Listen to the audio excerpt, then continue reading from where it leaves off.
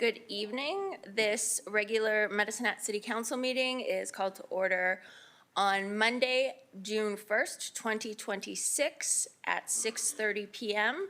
We will begin with a moment for prayer or reflection.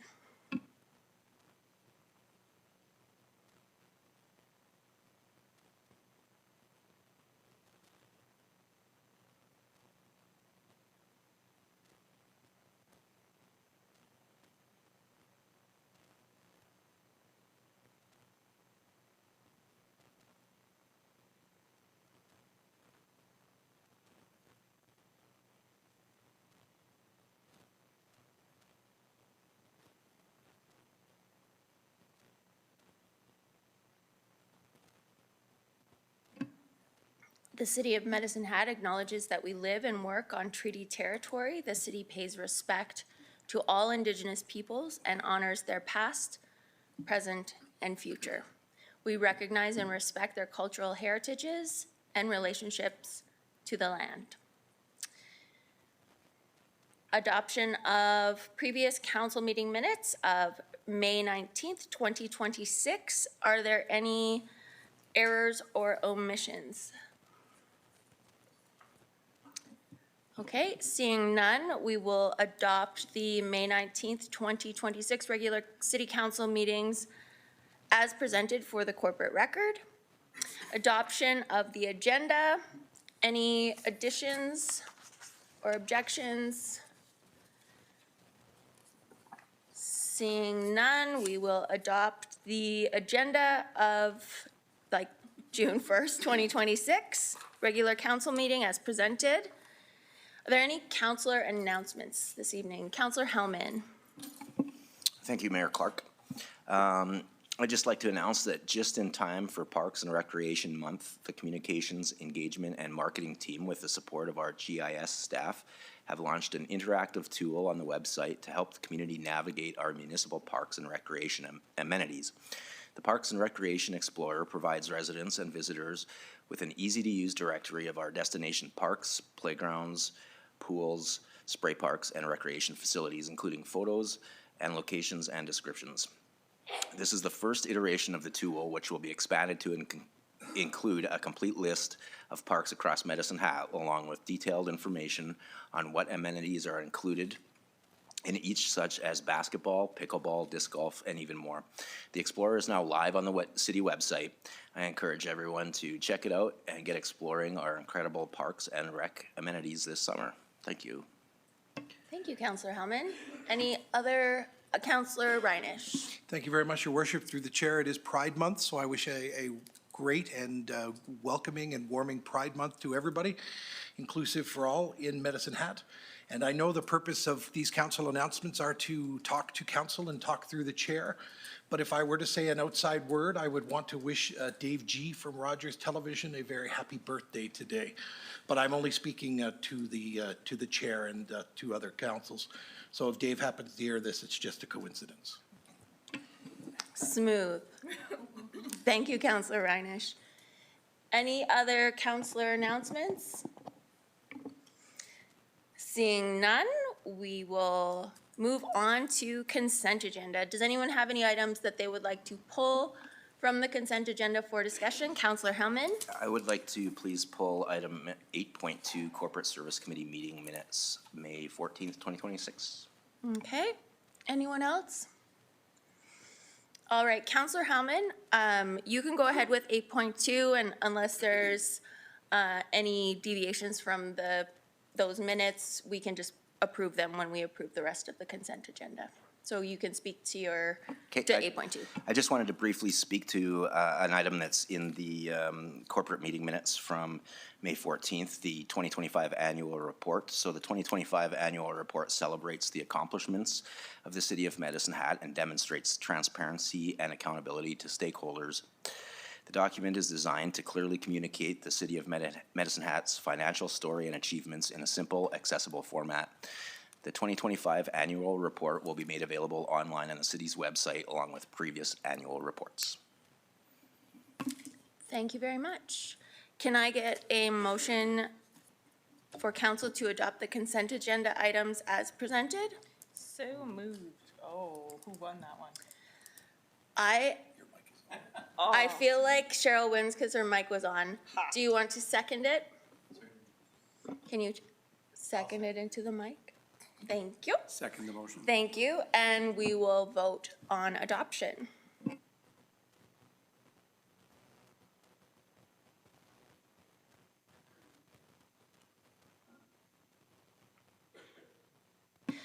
That is unanimous. Moving on to item 9, public hearings. We have a public hearing for bylaw 4853, 2026, and this is the Land Use Bylaw refresh. I now call the public hearing to order. We will have an introduction from administration, followed by the city clerk notification report. Then if anyone in the gallery has, wishes to speak for the bylaw, we will hear those speakers and then check online. And then if anyone wishes to speak against the bylaw, I will call you down to the podium to speak against the bylaw, and then we'll go online. There should be a sign-in sheet at the podium, and when you come down, please do sign in and then state your name for the record. So now we'll begin with the introduction. We have Director Popoff with us, and you may proceed with your presentation. Oh, sorry, I apologize. Managing Director Bohan. Thank you, Your Worship. To all of council, just like to introduce Director Popoff to make his presentation for this land use bylaw.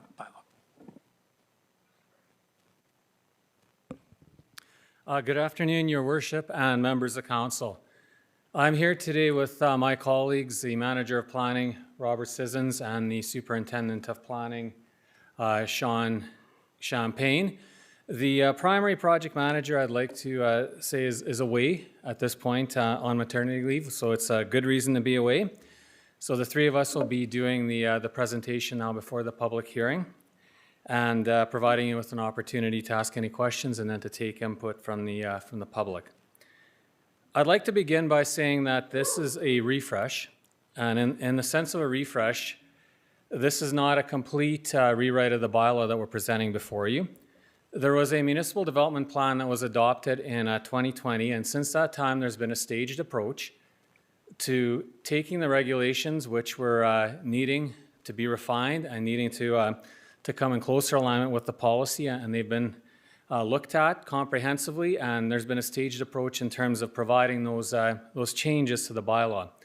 At this time, 2/3 of the land use bylaw has been updated. So what's before you is the last third, and my colleagues will be presenting a bit more detail there, but I'd just like to provide a bit of overview in terms of what a land use bylaw is, just to set the context. So I'd like to begin by saying that this is a requirement under the Municipal Government Act, and the intent of a land use bylaw is to achieve orderly, economic, and beneficial development for the municipality, to maintain and improve the quality of the physical environment, and to balance individual rights and the overall greater public interest. So we've done our best to look at the land use bylaw, and we've looked at who the users of that bylaw are. We talked to industry representatives from Build and from other individuals that helped to build and make this community prosperous. We took their feedback into consideration, and we also looked at better ways of doing business. We did research, we looked at other municipalities, and we spent a lot of time trying to create a document that was more user-friendly. In front of you on the screen is a framework, a policy framework for the province of Alberta. So you begin with the Municipal Government Act. That sets the stage for what is required in terms of documentation, what plans are required, and we have a South Saskatchewan Regional Plan, we have an IDP, we have a master plan being our municipal development plan, and then part of that framework includes area structure plans, area redevelopment plans, outline plans, and as you move down, you get into more policy detail. But having said that, the top portion of that graph is showing policy planning. And the best way that I have to describe policy is it's the why. It's the direction, it's the instructions that administration takes and council takes in terms of creating a favorable environment for citizens and prosperity within the city of Medicine Hat. Underneath that, you have a regulatory framework where you have the primary document being a land use bylaw. And the land use bylaw is regulation, it is not policy. It is the how, it's the implementation piece for the policy. So for example, land use bylaws stipulate minimum parcel sizes, which inform a subdivision process. They also inform our ability to issue development permits, and they talk about matters such as density, which I like to say is how big, how tall, how wide for a building, how far off a property boundary that building should be. And it also takes the municipality based on the municipal development plan, and it divides the municipality into districts, and those districts, also called zones, contain permitted uses, which are entitlements. They contain discretionary uses oftentimes, and discretionary uses are subject to the discretion of the development authority, whether that's staff or the Municipal Planning Commission. And they set the parameters for how development should occur. Again, implementing the municipal development plan.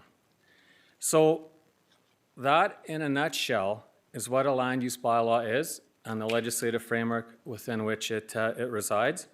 I'd now like to ask my colleague, Sean Champagne, to talk about engagement and the engagement that we have undertaken in support of this bylaw to ensure that we are getting fulsome feedback from all stakeholders that are affected by this bylaw. Sean.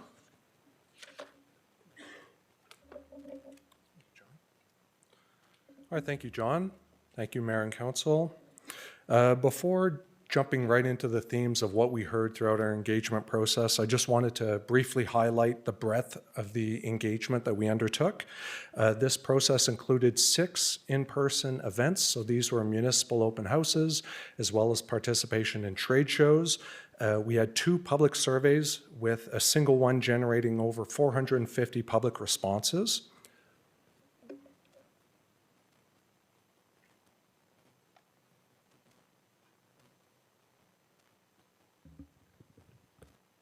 Pardon me. Thank you very much.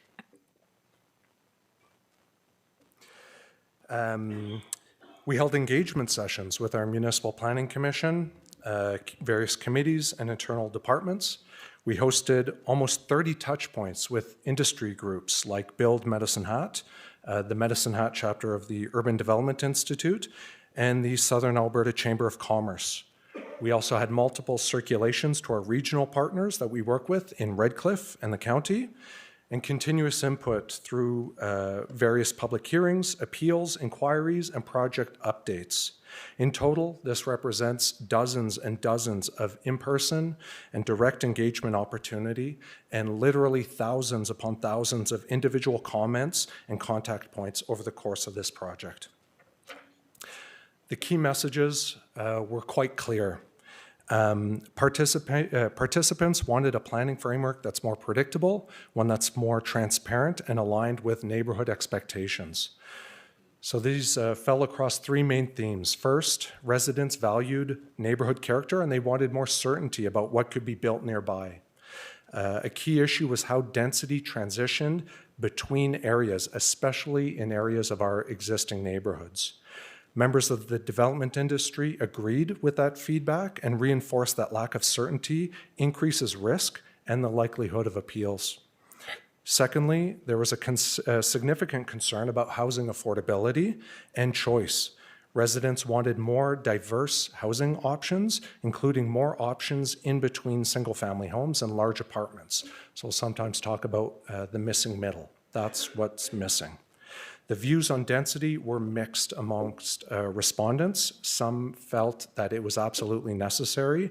Others were concerned about what impacts it may have on the character and our existing infrastructure in our existing neighborhoods. Third, there was strong and consistent feedback about where high-impact uses are located. So specifically citing things such as shelters, transitional housing, addiction services, and other uses that were deemed as being impactful in proximity in particular to residential areas of our city. So the concerns were not with these services being offered themselves, but mostly with the compatibility with these surrounding neighborhoods. Importantly, feedback from the public and the development industry was highly, highly aligned.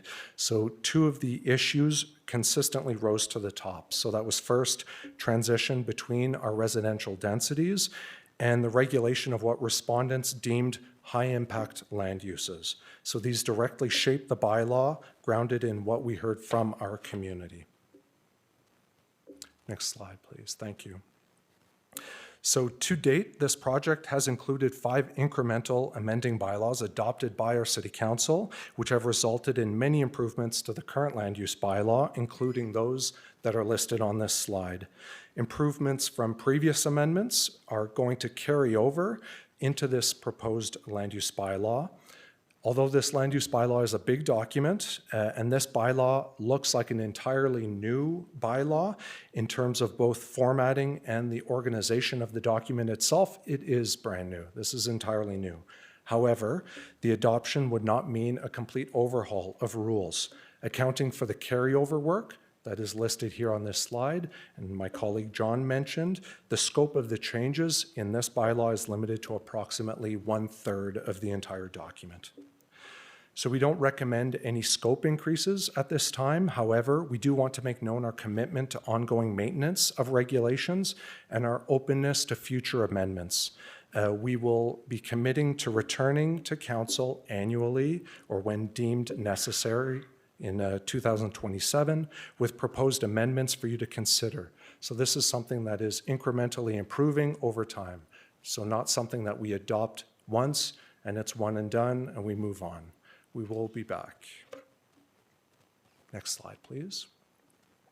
This project received a clear and consistent message through both formal engagement and to the day-to-day feedback we receive, both from our residents as well as our partners within the development industry.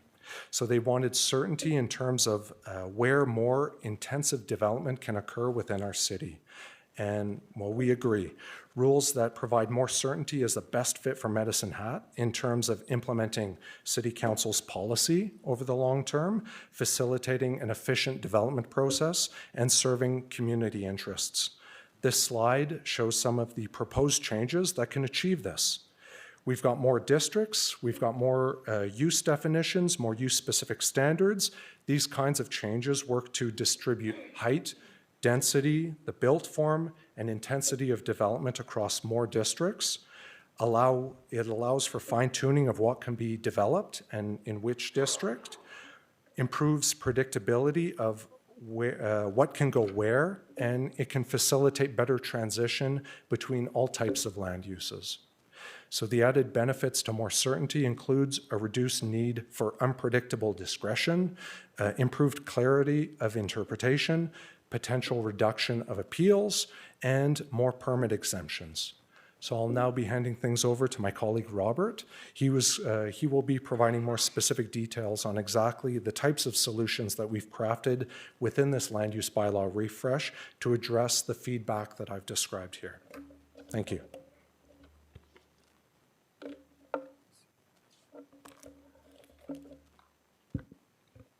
So, good evening. So my section is going to be highlighting 2 prominent land use issues that are identified through engagement that will be addressed through this amendment. So we've seen over the past little while that market conditions have resulted in an increase in applications for various forms of multifamily housing.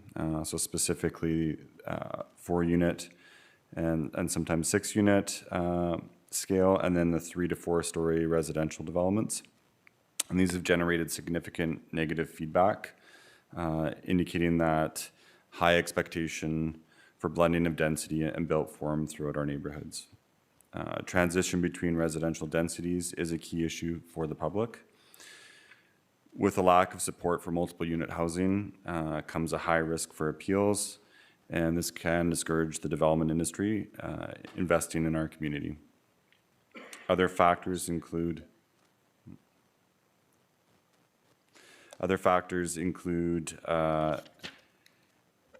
tensions which include low inventory of vacant sites that are suitable for multifamily housing, and housing unaffordability that has put new construction of detached housing out of reach of most residents, which again lifts demand for more multifamily. So council policy within the MDP does support opportunities for strategic intensification, which I would describe as the large projects in certain locations, sensitive infill development, so the smaller infill multifamily projects, which are also known as missing middle housing, as well as just a broad variety of housing choices within neighborhoods. Guidance for infill development in the MDP does include consideration of appropriate transition between varying levels of density, a balanced approach to accommodating growth through infill development, encouraging as much infill as the market and the community deems acceptable, and support for redevelopment of underutilized properties. So the proposed bylaw acts on this policy guidance from council and addresses the concerns of residents and the development industry. It provides more of a tiered zoning scheme to better distribute different forms of residential development. So this is just a bit of a closer look at the tiered residential framework and some of the differences. The one key piece to highlight is the NR2 district, or what we would call the missing middle district, as expressed in the MDP. And that really bridges that current gap that we have right now between our low and medium density residential zoning districts. The NR2 district is designed for that low to medium density built form that is considered low-rise housing. So things such as semi-detached houses, like a up-down stacked duplex or row housing, and they fit generally well within low-density neighborhoods that are primarily single-detached houses. This results in better control over what can go where with this new scheme. In this graphic, you can see the built form of the current land use bylaw framework versus the proposed land use bylaw. In the current bylaw, there's a broad range of built forms allowed under that medium density. So that's shown as the RMD on this slide, and it ranges it from everything from a duplex all the way up to essentially a 5-story building. In the proposed land use bylaw, it improves those limitations and transitions at key height intervals of about 3 stories and 6 stories. So it still allows for some built forms to be available under 2 zoning districts, such as the low-rise multifamily housing.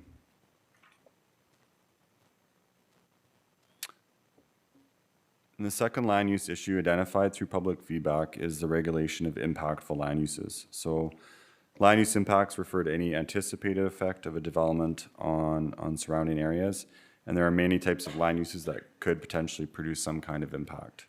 A large site development with lasting impacts, such as a hospital or college, could change the characteristics of an adjacent neighborhood. An industrial use that produces emissions that travel beyond the site has obvious impacts on adjacent lands. Social services also, and some more than others, have the potential to produce impacts on a surrounding community. The current land use bylaw lists a wide range of uses with potential impacts within the same community services district. And this presents challenges to managing the scale, the location, and intensity of use on all the existing sites that are zoned community services district throughout the city. These sites that are currently zoned are both small and large, and they're often embedded in residential areas that allow for a broad range of uses, so such as typical community uses like schools, childcare services, places of worship, large single-use sites such as the Stampede grounds, hospitals, colleges, and social services, so things such as the Addiction Recovery Center and community shelters. With the current approach, there is significant potential for land use conflicts due to the wide range of land uses that are allowed and the proximity of these sites to residential areas. So this bylaw provides more clearly defined land uses, establishes the neighborhood community and culture district, as well as the neighborhood parks, recreation, and schools district. These are districts with land uses that generally blend well with residential neighborhoods. This bylaw also gives exclusive decision-making authority to council for sensitive, high-impact land uses such as shelters, and rather than place them in a conventional district, results in maximum transparency and public awareness. Council's control over outcomes and a best practice approach for these kinds of tough decisions. So some important points on the application of DC zoning for sensitive uses such as shelter should be underscored. So first, regulate the use and not the user. So this is a phrase which captures a foundational legal principle of regulating land use. Impacts generated by some uses are related to individual behavior of patrons and can extend beyond the property where the use is located. So individual characteristics like it could be age or the behavior of those people that are at a business or service cannot be regulated or enforced through land use rules. So especially as that person is leaving the site, what happens after they're at a store, we don't have any control over. This legally defensible basis for any zoning decision must rely and rest entirely on the nature of land use itself. So things such as scale, density, nuisances, generation of traffic, etc., are all planning considerations related to the typical functions of a land use bylaw and may be regulated. What the previous council had called social disorder in their strategic priorities cannot be addressed through a land use bylaw. Any attempt would result in legal vulnerability. And this sums up our first point on why council decisions are necessary for some uses. A second fundamental reason for applying DC zoning for impactful uses has to do with governance. So the simple question to ask is who should decide? An elected council accountable to the public, or the Subdivision and Development Appeal Board, which is an appointed board? Under any standard district, we can anticipate an appeal on any controversial application, and we've seen that over the past several years, which then forces a decision onto the Subdivision and Development Appeal Board. A land use bylaw must ensure that accountability is placed with the proper authority. And the third reason is best practice. The use of DC zoning for shelters and other uses with similar impacts it's not a novel approach that we're proposing. Current best practice would confirm that the proposed approach is the right path for sensitive uses. Other communities such as Edmonton, Calgary, Lethbridge, Red Deer, and numerous others have taken this very same approach. So establishing council as the authority over impactful land uses will maximize the transparency of process, increase awareness and participation by the community, maximize control over location, concentration, and intensity of sensitive and high-impact uses, and eliminates the risk of basically a de facto SDAB authority placing accountability with council where it belongs. So in conclusion, on April 22nd, the Municipal Planning Commission recommended that council adopt this bylaw. Adoption will complete the Land Use Bylaw Refresh Project. It will address key issues identified through our engagement efforts and better align rules with community expectations, development industry needs, and council-adopted policy. If adopted, our next steps would be to implement, monitor, and evaluate the new rules and report back to council with adjustments as necessary. Thank you. Thank you. Are there any questions for administration in relation to their presentation? Councillor Varga. Thank you, Your Worship. I have a couple questions. I forget, sorry, your names. You said one statement in here, improved enforcement measures. So what do you mean by that? To improve enforcement measures. It was stated in one of the slides.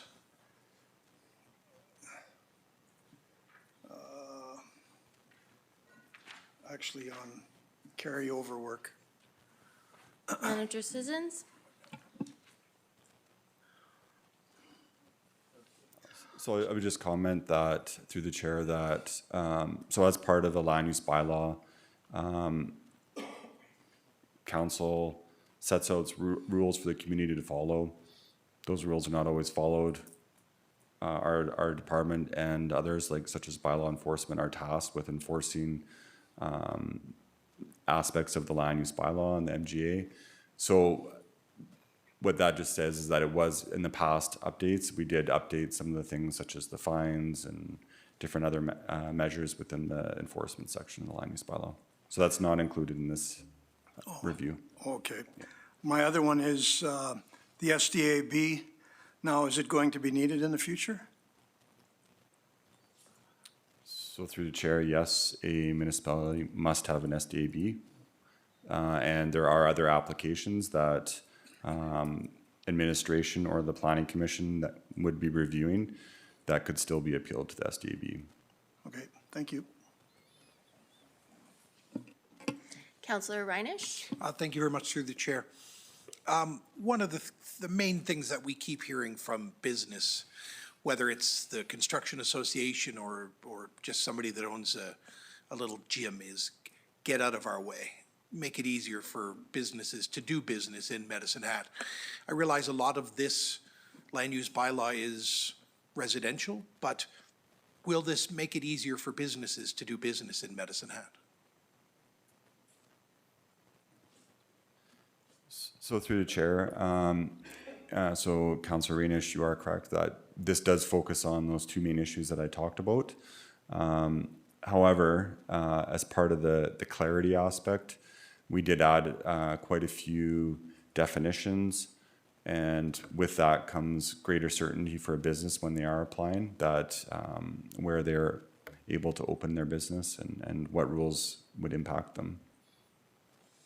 Does this offer them the opportunity to do business easier, or is there just more red tape that they have to go through, more things they need to have decided in their favor? So through the chair, I think if a business has, if a process is more clear when they're applying for, let's say, a development permit or relocating, I would argue that that is a benefit. Anytime you have clarity within regulations, it is a positive thing. Okay, thank you. I have some questions about the special use districts. So section 97 says that any use in an SUDC district must be approved by council, and that I believe in, I can't find the specific term right now, but if it, I think it's 96 there, if a particular development doesn't belong anywhere else, then it has to be zoned special use district first, and then council makes the decision on it. Is that basically correct?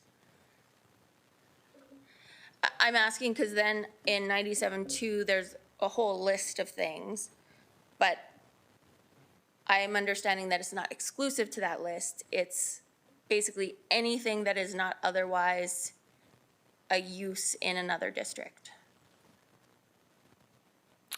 So through the chair, so section 97 2 described a list of uses that must be approved only through direct control. If a site is zoned direct control, that does not prevent an applicant from applying for a use. So for example, apartment is a listed use in another district, they could still apply under that district for an apartment. Sometimes, so if a land use is described in the definition, so it's a defined use, and it is listed in a other district, then those are the districts that council has deemed as appropriate for those types of land uses. If it's a land use that we haven't conceived of yet, then, but it is similar in nature, there are provisions that if it's similar in nature and it's not listed elsewhere, it could be applied for in that district that's a similar use exists, or alternatively under direct control. Okay, so, and 96 says that in circumstances, in the opinion of council, that don't fit into other districts, that require a unique approach, may result in high impacts or there's inadequate statutory policy guidance. So that describes a number of different avenues where a special use would be required. So the list in 97.2 isn't an exclusive list, it's a bunch of examples. So through the chair, that's correct, that the use of, the list of uses listed in 97.2 are just the ones that have to be dealt with through direct control. So anywhere else in the bylaw, they're not listed.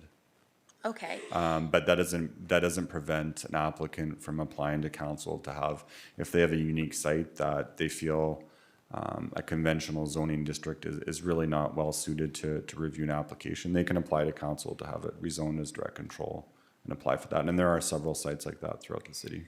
so process-wise, for example, let's use a site or building that requires a unique approach to establishing parameters for development. So it's required to be in the opinion of council that exists. So when you're referring, because it's in the administrative powers provisions, it says that you'll refer things that are SUDC to MPC and council. You're actually making that determination at that time that you feel it needs a unique approach? So through the chair, any application that's within a direct control district has to go through planning commission to council for decision. What we're saying is that if there's a site that's not zoned direct control currently, an applicant has a unique idea that may not be suitable for another district, they can apply and administration would prepare a rezoning that would be then forwarded through the planning commission to council. And what if we say it's not unique? So through the chair, then that's council's decision to not rezone a property. Okay. And then once you get to, my other questions are with respect to the role of MPC. I had a little bit of a difficult time kind of following that. So in 184, there's some permissions like that it may be referred to MPC by administration. When do you anticipate, and that's not a change, that exists currently, so land use bylaw amendments have to go to MPC, and then there's this discretionary provision that planning can refer anything to MPC. Given that we now have this SUDC, the special use district, what do you anticipate would be discretionarily referred to MPC?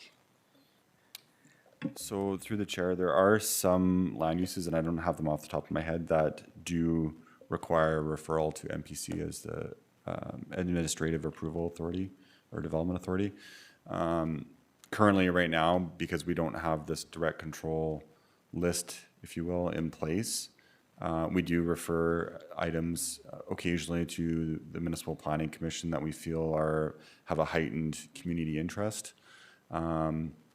Obviously, anything on that 97 sub 2 would have to go through MPC to council, but it'll be essentially up to administration to see if there's any particular applications that we feel might warrant a referral. Right, but given that we do now have this special use district, can you give an example of, because generally I think it was that high impact to surrounding areas, those would be referred to MPC. Is there another category of things that would fall under that discretionary referral? Sure, yeah, so through the chair, like, I guess one example may be, and this would be not subject to me, but to, I believe, the director it's listed as, but, you know, for example, if a application was fairly significant and there was many variances granted, that might be a situation where we feel that there's just a increased need for public awareness and an opportunity for it to be reviewed in public. So that could be an example. Thank you. And then there's the sections around council making a resolution to give authority to MPC or the director to do certain things or make decisions about certain things. Can you explain procedurally how you envision that working? Like, is that when we get a special use rezoning, but we don't want to make this decision about the development permit, we say we're delegating this, or how do you envision that particular process working? So through the chair, that's not a new process. It is currently in our land use bylaw that council can set out parameters and through a resolution refer that down to administration. We've seen quite a few applications, I wouldn't say quite a few, but we've seen several applications in the past that were for very minor things that needed to be referred all the way up to council. So going back to Councillor Rainish's point, like, are some of these rules beneficial to businesses? There are some little provisions such as administration can deal with minor aspects on a direct control site. So for example, if an applicant is doing a very minor change to their parking lot or putting up some fencing or something like that, it doesn't have to go all the way up to council like we've seen on some other applications in the past. But if council wants to increase that authority, they can. They can make a motion to direct staff to provide recommendations for parameters for a particular site, and they can then vote on that, and that would be then referred back down to administration for a decision. So if I'm reading section 98(2) correctly, just want to be clear that council can, when it approves a SUDC, they can say, MPC or city planner, you have to make the decisions about the development permit. We don't want that to come back to us. So through the chair, yes, that would be on a site-by-site basis typically. And we've, like, as I mentioned, we haven't seen that provision of the bylaw used in 13 years to date. So We have a lot more potential for direct control now, I would Yeah. suggest. yeah, there is, and that's up to council to make that decision as to whether they would want to refer something down to administration for more of a technical decision. We do, on any application, we do provide that technical feedback directly to council. So it's up to council. There would be, whenever you defer that decision though down to administration, even if you set out a very clear resolution and the parameters within that, that is appealable now. Yes. Because did administration interpret council's will through that resolution appropriately, right? Whereas if council is making the decision, the MGA contemplates that council ultimately knows what is correct.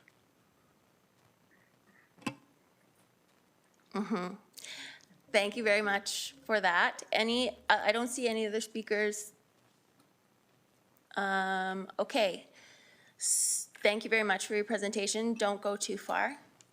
Can I have the city clerk notification report, please? Thank you, Mayor Clark. So bylaw 4853-2026 for the land use bylaw refresh received first reading on May 4th, 2026. A notification letter related to the subject amendments was emailed to 2 adjoining municipalities on May 21st, 2026.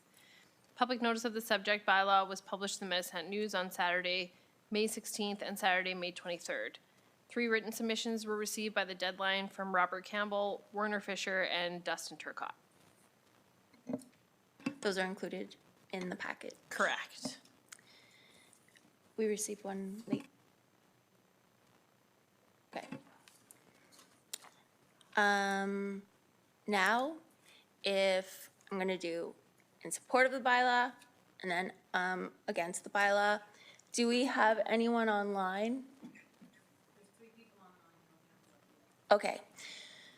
So I'm gonna ask, is there anyone in the gallery who wishes to speak for the bylaw to come down to the podium, write your name down, and state your name for the record. Welcome. And while you're writing your name down, if you are online and you wish to speak for the bylaw, please use the raise hand feature to indicate that you wish to speak. Hello. Hello, thank you, Your Worship and Council. My name is Jenny Yankee. I'm the president of Building Industry and Land Development Association of Medicine Hat, known as Build Medicine Hat. On behalf of Build members, we are here to voice our support in favor of the proposed land use bylaw. We believe the city has done its due diligence in engaging both residents and industry to create this new land use bylaw. We believe it'll be a positive change for the city, the residents, and the residential home building industry. The updated land use bylaw provides much greater clarity for current and future residents about what is and is not permitted within their neighborhoods. This clarity is important because it helps reduce the uncertainty and the what-if scenarios that can often stress or create stresses and concerns for homeowners. We believe these changes will reduce the number of variance requests submitted by builders and developers, since the expectations and guidelines for each of the areas are more clearly defined. Variance requests often lead to added costs, increased timelines, and frustrations for everyone involved, including builders, developers, and homeowners. These variance requests can also contribute to a sense of distrust between the existing residents and the building community.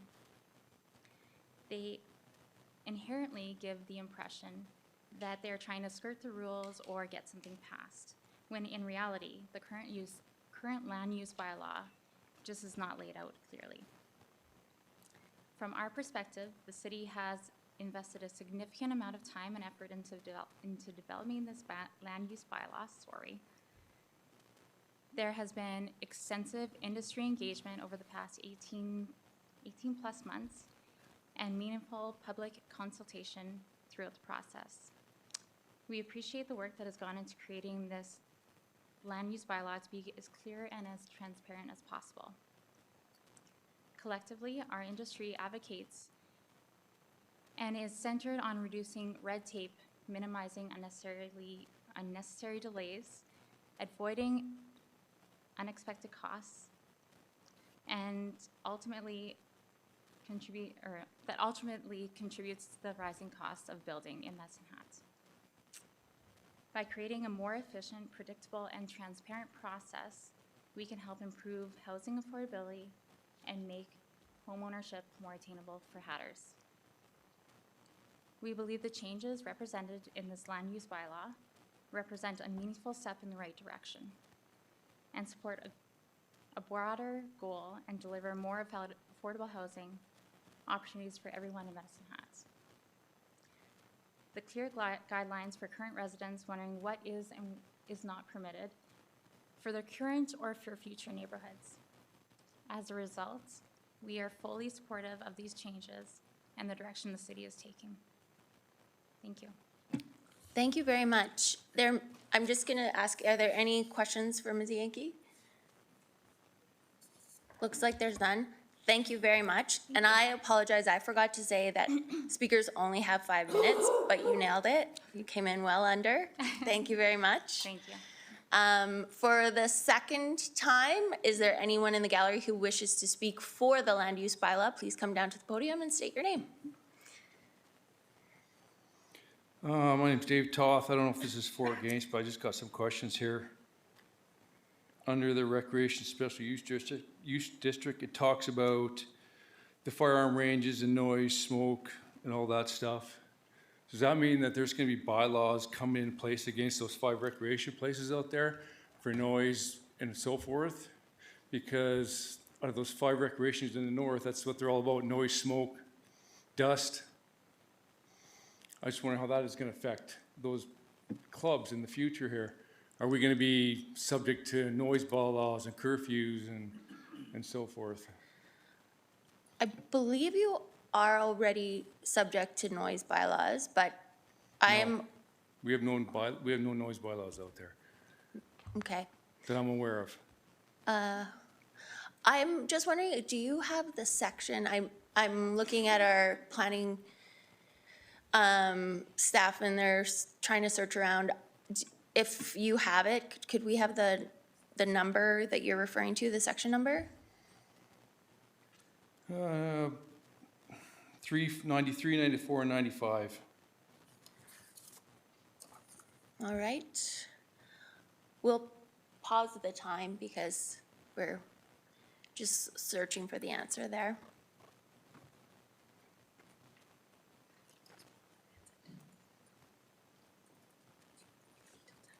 Sorry, through the chair, can you just repeat the section, sorry? Under the recreation special use district, it's 93, 4, and 5. It goes on, and it goes below that, it talks about the special outdoor recreation places, the firearms range is specifically named in there. And it talks about noise, dust, vibration, or other impacts. This includes motorsports, racing tracks, remote control hobbies, and other activities. It pretty much labels every one of those 5 clubs out there. Sorry, section 93, 94, or page 93? 93, 94, 95. Section of page.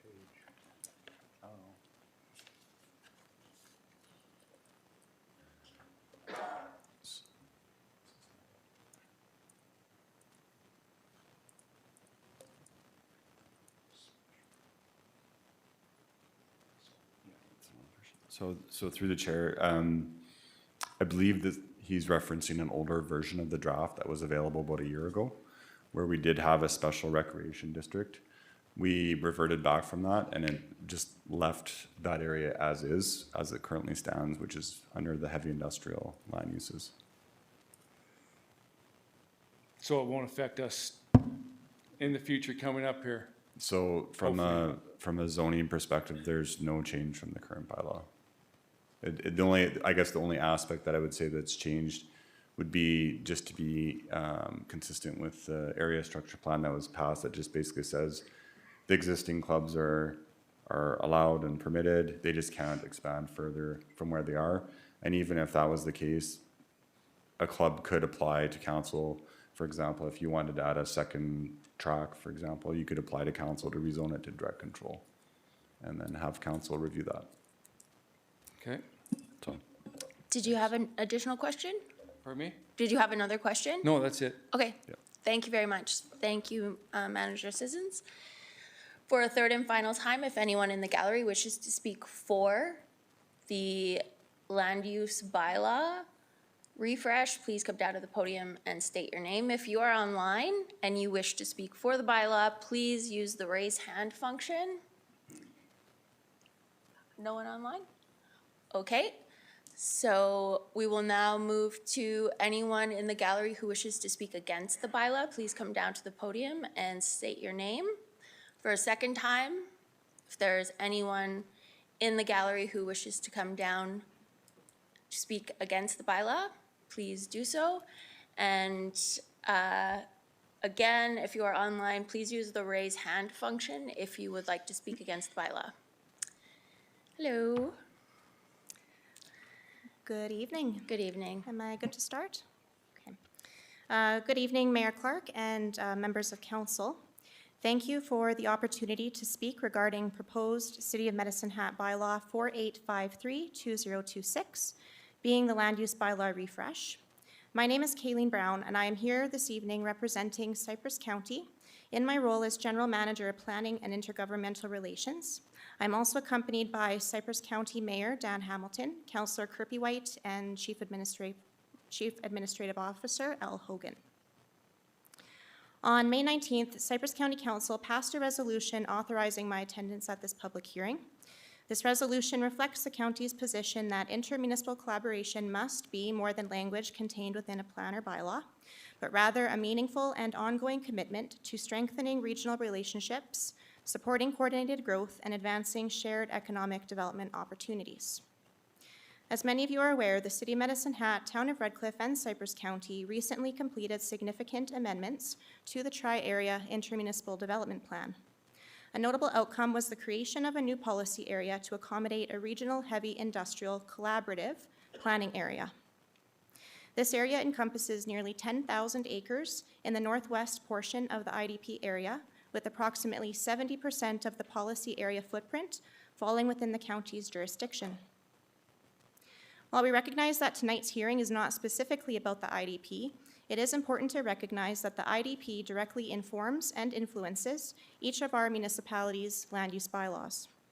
For over a year, Cypress County has been advocating for constructive dialogue regarding the implementation of a regional heavy industrial area.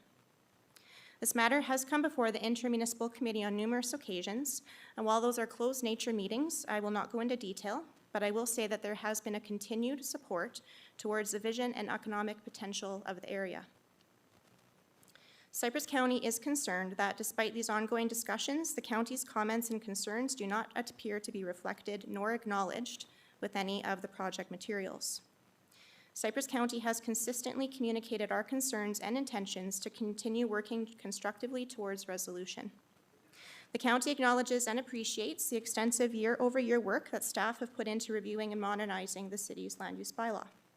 However, while the draft takes considerable emphasis on aligning with the direction established through the city's municipal development plan, it is notably silent on the policies contained within the Tri-Area Intermunicipal Development Plan, which carries statutory presence over the city's own MDP. Specifically, the city IDP states that the City of Medicine Hat, Town of Redcliffe, Cypress County shall harmonize land use bylaws, permitting processes, and any other regulatory considerations. There has been discussion on what harmonization means in the context of each municipality's land use bylaw, and as a member of the IDP working group, I am familiar with the discussions, I'm familiar with the presentations, and I'm familiar with the commitments that were made throughout our joint consultation process. The county is confident that during the tri-municipal public hearing held on February 12th, 2025, it was clearly communicated that the municipalities work collaboratively to harmonize their land use bylaws. This reinforces that at a minimum, collaboration with regional partners was always the intent. These efforts require a reciprocal and cooperative approach and cannot be achieved through one municipality advancing policy initiatives with the expectation that its regional partners will simply align with their direction. Despite the clear intent in the IDP direction, the draft land use bylaw does not appear to advance regional economic development objectives. In fact, while a previous iteration of the bylaw attempted to recognize this intent by renaming an existing district to Regional Heavy Industrial District, the current draft has since removed any reference to a regional industrial district altogether.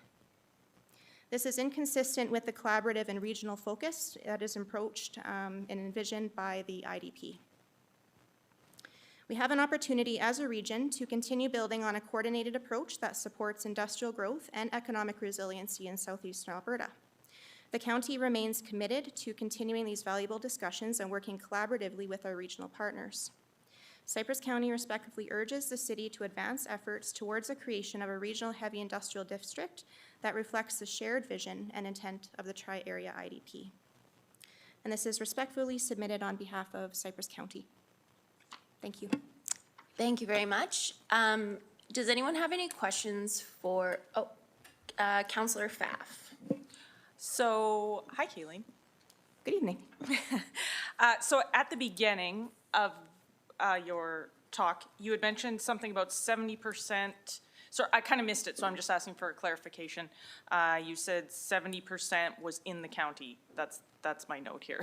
Could you remind me what you said regarding that? Yes, thank you for the question, Councillor Pfaff. So within that regional heavy industrial collaborative area, there is areas of that plan policy that are contained within Town of Redcliffe, the City of Medicine Hat, and within Cypress County.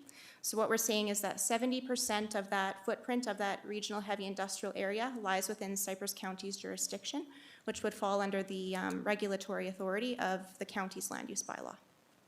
And the regional industrial district has to do with the IDP as well? Is that part, or is that separate? The regional heavy industrial district is embedded into the tri-area intermunicipal development plan as part of our review of the IDP about 14 months ago. If I may, it's basically the northern, like there's a, where we kind of meet as municipalities, and it is zoned into, was regional industrial, but now it is industrial, like it's for industrial, heavy industrial. And so so it's basically how can we collaborate within that area? Okay, so then my follow-up question would be, within this proposed land use bylaw, are you talking about land within the city boundaries, or are you talking about land, like, are you suggesting the land use bylaw this land use bylaw is gonna apply to the county? So what the intention was with this regional heavy industrial zone is that the three municipalities, City of Medicine Hat, Town of Redcliffe, and Cypress County would collaborate on a harmonization of one single unified regional industrial zone. So City of Medicine Hat will still have their own standalone land use bylaw with that district. Cypress County will have ours. Town of Redcliffe will have theirs. However, the intent is that there's a unification so that we don't have inconsistencies. In the case that we have a developer that wants to develop at the jurisdictional border of all our municipalities, that we have one common rule book, so to speak, so that they're not up against inconsistencies in terms of land use regulation.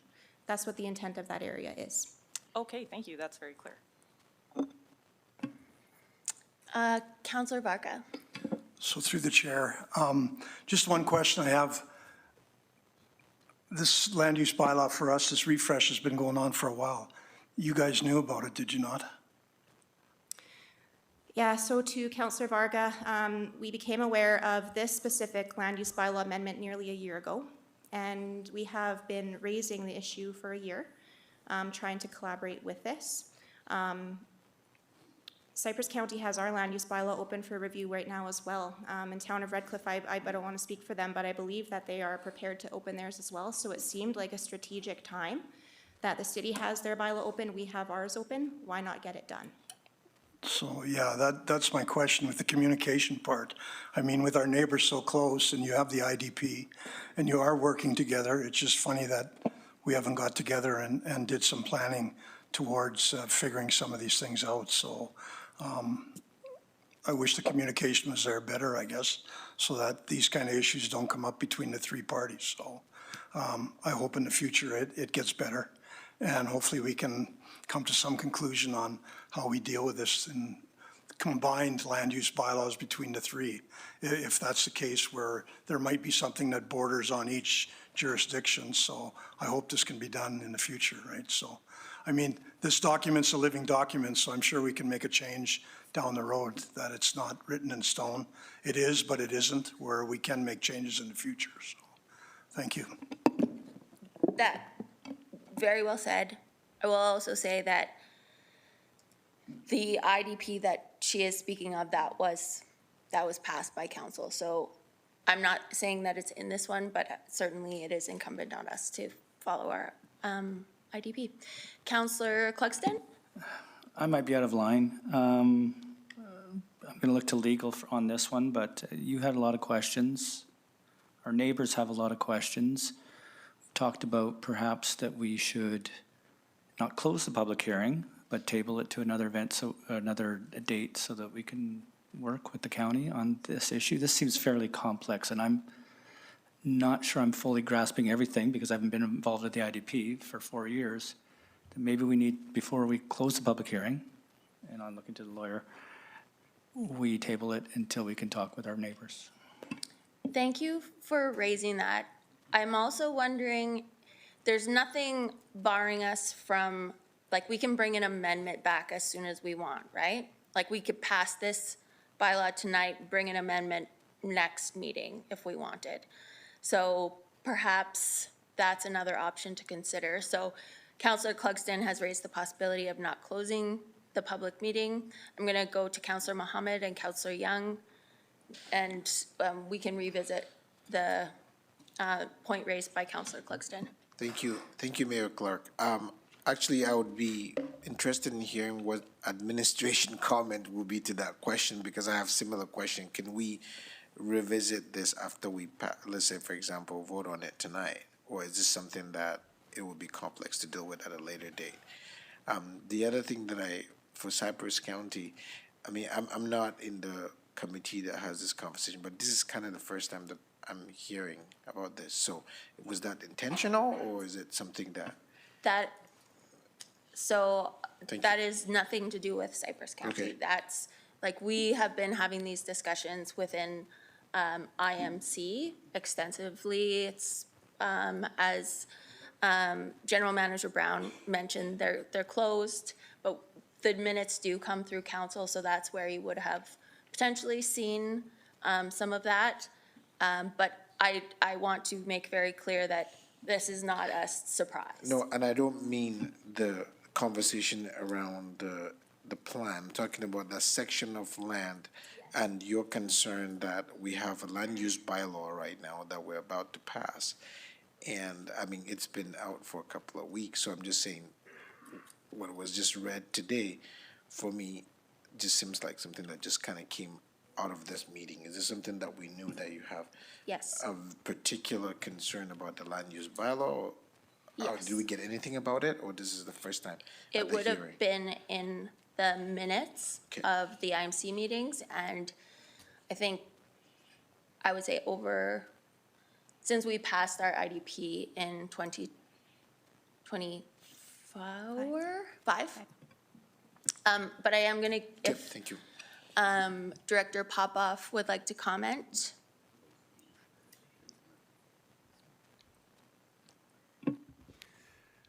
Thank you, Your Worship, and members of council. I'd like to first of all thank Cypress County for their comments, and I'd like to underscore that we had a very positive working relationship in getting this IDP adopted. So that all worked out well.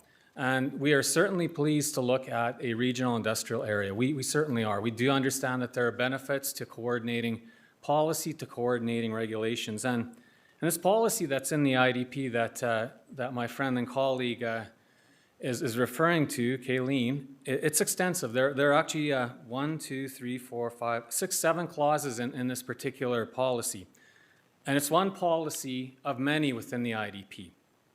So when you have a policy, there's a section of the Municipal Government Act, Section 637, which applies, which means that you don't act if you adopt a statutory plan on a policy.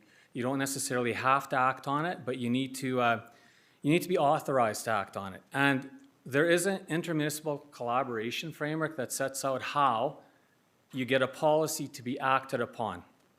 And recently there was a meeting, I understand, of the CAOs and staff, and they discussed this. They discussed how to get this particular policy implemented. And I'd just like to point out that it not only involves harmonization of land use districts, it talks about consulting with private industry, it talks about streamlining government processes, it talks about looking into key infrastructure. There's a lot here to this particular policy in the IDP, and this is all great work that can support an industrial area, but it's more than just simply aligning land use districts. Now, I do want to point out that our municipal development plan does designate that area as heavy industrial, which is in compliance with the IDP. And our zone is heavy industrial, which does comply with the IDP as well. So from our perspective, we are in compliance right now. And I know that while speaking to interim CAO Hutter and my managing director, Pat Bohan, we do want to get in front of council and to explain what this policy means. And I would assume that Cypress County and the town of Redcliffe would do the same. And if there's support to proceed to implement this policy in whole or in part, to delete this policy or amend it to create an industrial zone that would promote economic development or whatever positive benefits are determined, we welcome that. And we will certainly work with our colleagues as we did to adopt the IDP. We are pleased to work with them. But our understanding is that the 3 councils would need to sanction, work on this particular policy, scope that work out, put together a work plan, and then resource it in order to implement it, because it's a policy with 7 clauses, numerous shall statements. It's not just about aligning districts. Now, I understand that there's a desire here. I really do. And we want to work with our neighbors as much as we possibly can to make this a reality. We do want to work with them. We just want to follow the process as outlined by the intermunicipal collaboration framework, and as stated in the IDP, we want to meet the full intent of the policy. We are here to work with our neighbors. So we'd like to do that, but I would like to just point out that the current refresh is a limited scope that was defined almost 6 years ago, and we're following through.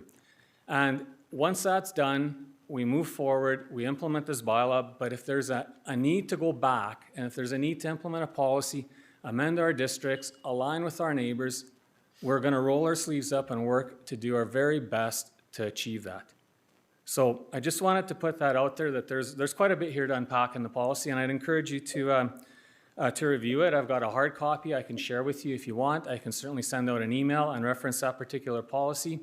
And I have made a request of our city manager to find some time to chat with you about how best we could implement this policy and work with our neighbors. So basically, we need to pass a resolution,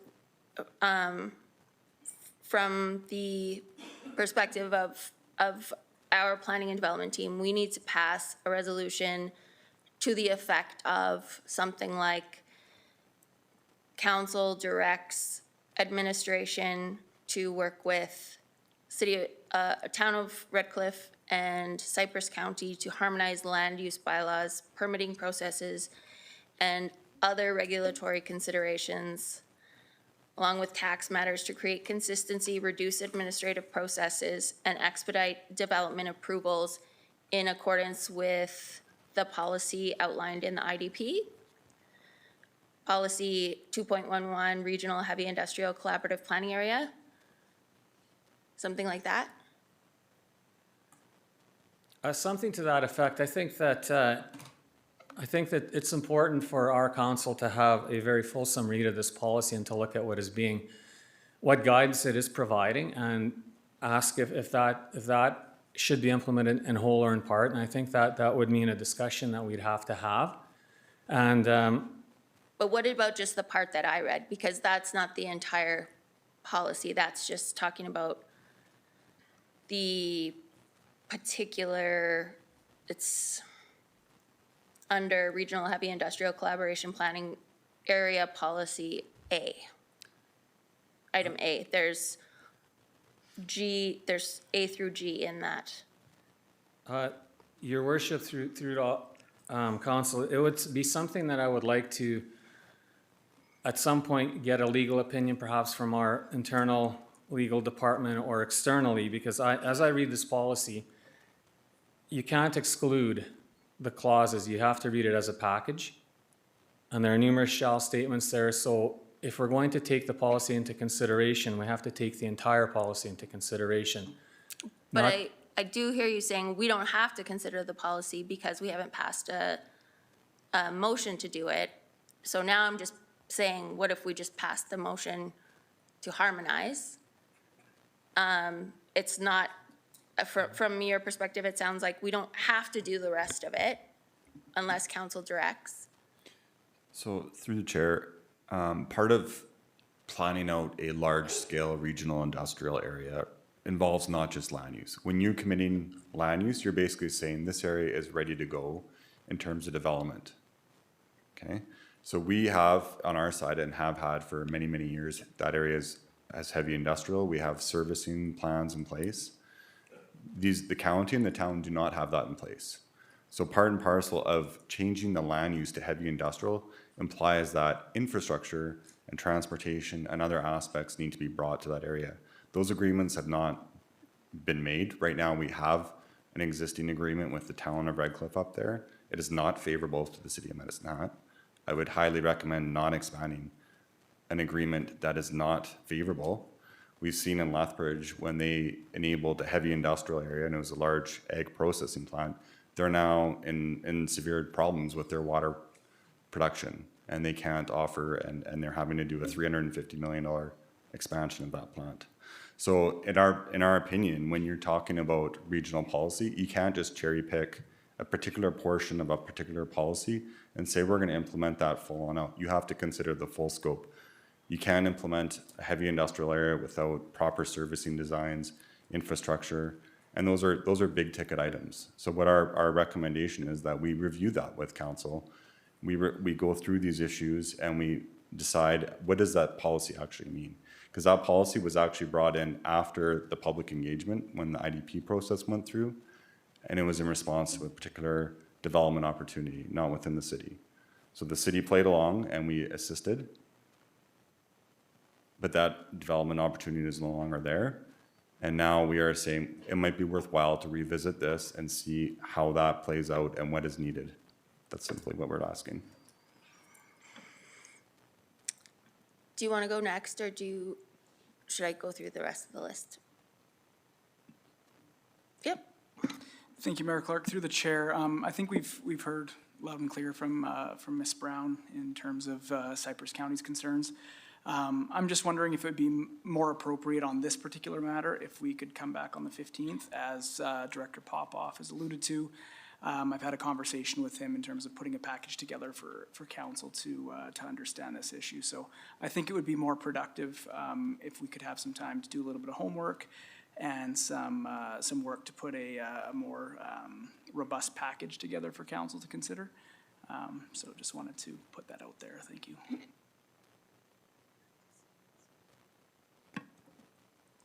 Okay. We're dealing with the land use bylaw now, so I take your point. We'll consider that along with Councillor Clugston's suggestion that we could potentially keep the hearing open. Councillor Cox? I don't want to see very healthy and appropriate amendments refreshing of our land use bylaw held up because of these concerns, which I guess I'm seeking confirmation here, but it seems to me that with respect to a heavy industrial area that is has land owned by all three regional partners here, it seems to me that this bylaw could be passed tonight and we could still deal with those issues at some point in the future to coordinate the provisions of the land use bylaw that would cover the heavy industrial district. So I just don't want to see our process, which is really intended to have fairly immediate impacts on largely residential development and bring certainty to what has been and what we have heard is a very uncertain field. I don't understand why we couldn't proceed with this land use bylaw tonight and still do the work with our regional partners down the road when they've got their own provisions in place or ready to put them in place. Okay. Thank you. I don't see any more questions, so thank you very much for your presentation. For third and final time, is there anyone in the gallery who would like to speak against the land use bylaw refresh? So this is the final time. If you have something to say, you have to come down to the podium. Good evening, Your Worship, members of council, ladies and gentlemen. Before I begin my presentation, can I ask just one question? Sure. I provided with Mr. Toth a copy of the land use bylaw that was provided on our website about a week ago with the message that, hey, this looks pretty good. There's a special recreation use district that will deal with the 5 clubs as well as the trap club. Did I hear correctly that that is not proceeding? And you downloaded that, or you Yeah, got that's that on off your our website last Yeah, week? yeah. Go ahead. So through the chair, that was removed a while ago, possibly like a month. It was not last week though. Because, and frankly, if you look at when this bylaw went for first reading, which was about a month ago, it hasn't changed. So So to be clear, you're talking about specifically the regional,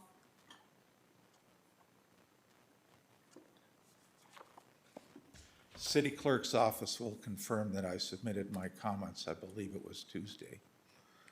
These comments were written on the weekend, the 7-pager that I submitted, and that was based on the bylaw that I downloaded on the Friday that before. And so I'm she's looking. flabbergasted that I wrote a 7-page document on a bylaw that isn't, like, it's on your website. Wow. Sorry, Can you flabbergasted. please state your first and last name? My name is Werner Fisher. Sorry. Werner Fisher. I can happily provide this to you if you wish. Like to see it? Did you use the form or an email to city clerk? I beg your pardon? Yeah, we have Oh, it. yeah, okay. Yeah, it's in the package. I'm sorry, you said that we didn't include, you submitted something that we haven't included? No, I'm saying that okay. I submitted my written comments to the city clerk, I believe it was Tuesday before 4 p.m. Okay, And yes. that was based on a quick review of the bylaw that I did on the weekend previously. So this bylaw was on your website. I thought it to be the valid bylaw that was being considered for public hearing at tonight's hearing. And I'm quite frankly flabbergasted to find out that it isn't. Flabbergasted. Mr. Cox, you can have the bylaw. I can show it to you. Now, that being said, Yes. I mean, in that process, I misinformed not only Mr. Toth, I also misrepresented a representative of the Rifle and Revolver Club, as well as the Trap Club, that, hey, there's a special use recreation district that will legitimize these uses being there. And if that's not the case, then I guess I must be an enormous fool. Do you have any comments? I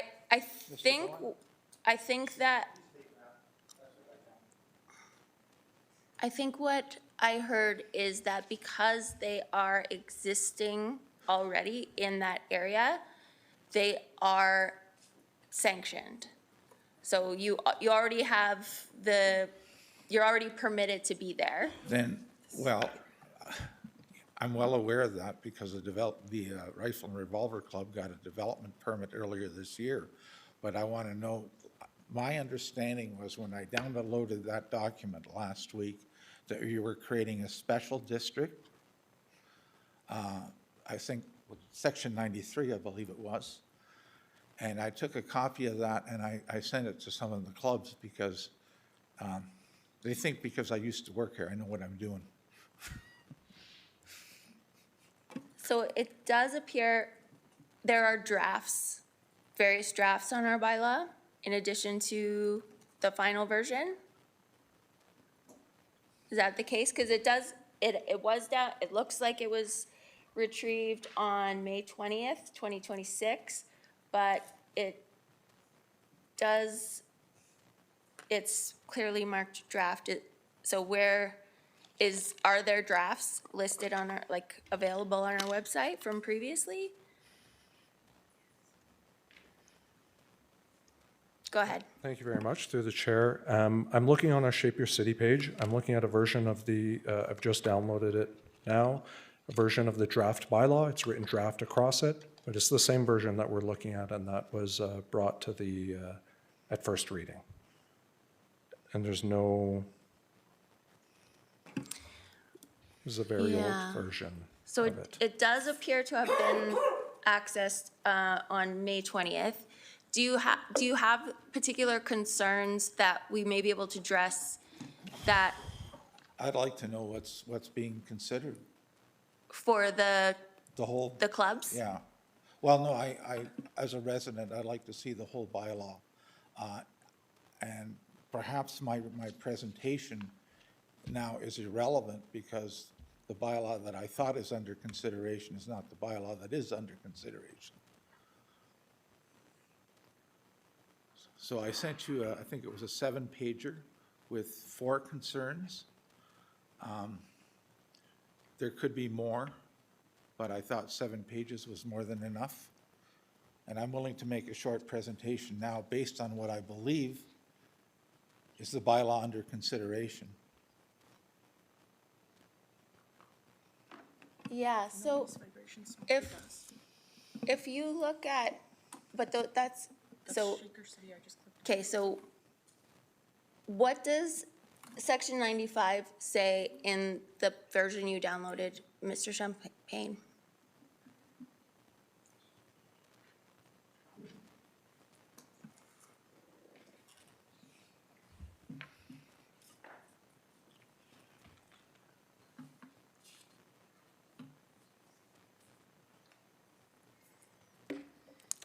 Because what Councillor Pfaff has shows 95 as SU Rec General Regulations. I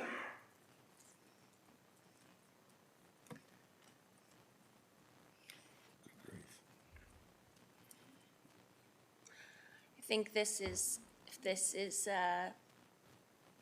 an issue that makes probably Councillor Clugston's suggestion appropriate. Councillor Cox?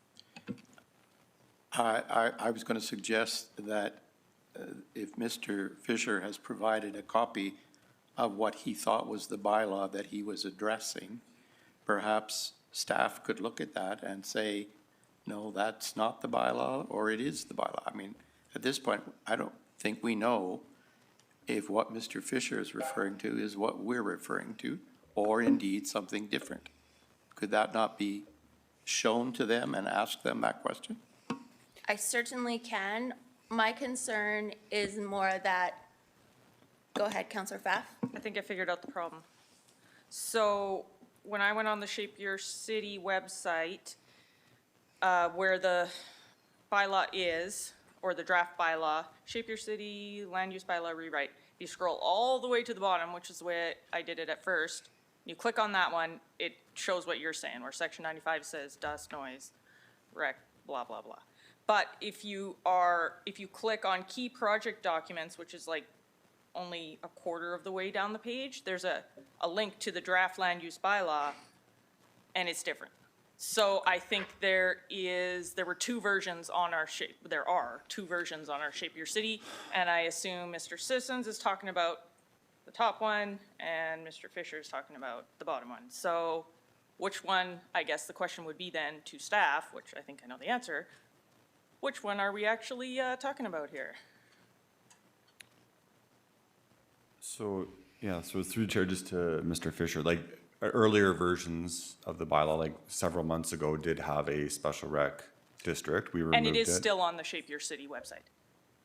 So the version that, so first of all, the version that was brought forward for first reading is the correct version that's presented tonight. The version on Shape Your City, that if you scroll down, it says key project documents. Correct, View draft land use bylaw. I just pulled it up. It does not have the special recreation district. I agree with you. But if you go all the way to the bottom of that page, all I'm saying is, we got two documents. I can see your two, Mr. Werner, although we're not supposed to do that. I can see your point. We have two documents on the page. It's confusing. I mean, first reading was given to a specific bylaw that was in the package. So that is the bylaw that we are dealing with, and I am going to ask So, that, go ahead. sorry, it's through the chair. Like the version at the very bottom was the version that was in place during the survey. So if you read it, it says closed. The survey has concluded, land use bylaw refresh survey. And it has the draft documents that were in place at the time that survey was conducted. Is that what you're referring to? Yeah. Yes, that's the one. You found it. So, yes, it's an old one. Well, I guess I've been made a fool of, eh? No, no, not at all. We do see what you're talking about. I'm wondering if you could address the concerns that you've outlined, and we can, because I don't think that, we can ask why those provisions were taken out. Maybe that would be helpful. Go ahead. And then I will ask you to give your presentation. So through the chair, at one point, we did contemplate having special district for that area, for our recreation clubs, just to have a specific area. In terms of how they're regulated, there wasn't any much difference. We did receive feedback from Redcliffe, the town of Redcliffe, about that, how they didn't like how we had numerous districts within the regional heavy industrial area, so we removed all that and basically just kept it as is, as it stands today, and only added the clause that says only clubs that are in existence today can continue to prevent further clubs from spreading into other areas that we have zoned for heavy industrial. But in terms of the clubs that are listed there, they're discretionary uses. Specific clubs have permits already in place. There's nothing they're not a legal non-conforming situation. They're a permitted use in this case, and they're a listed use in that district. So it hasn't changed from what's currently in place today. Okay. What would have the SU recreation regulations, what would they have added security to the clubs or added rights to expand? So the whole purpose through the chair was just to contain and just demarcate where the existing clubs were so that they couldn't expand. But we were able to do that simply just through a text clause within the heavy industrial use. So it's the same intent, and that's just to align with the area structure plan that indicates the existing clubs are allowed to exist and carry on with their operations. They just can't expand, so they can't add another racetrack, or they can't Unless they get increase in rezoned size. as direct control, and then council can make that decision. Correct. Yeah. Okay. I am going to give you 5 minutes. Gee, thank you. Well, clearly you might have guessed why I looked at the bylaw initially and why that wasn't part of my presentation. But I hope you'll cut me a little slack because, I mean, I'm sorry, that's downright rattled over this. So when I looked at the bylaw, it was like maybe a 20-minute review, and I came to the conclusion that this bylaw is a collection of parts. Now, that isn't necessarily a bad thing, but if those parts don't mesh and relate to one another, then you can have a problem. And some of them are purely technical issues like the parking or the landscaping, but there's also a more, what might call a philosophical issue. And the bylaw seems to be pursuing two goals at the same time.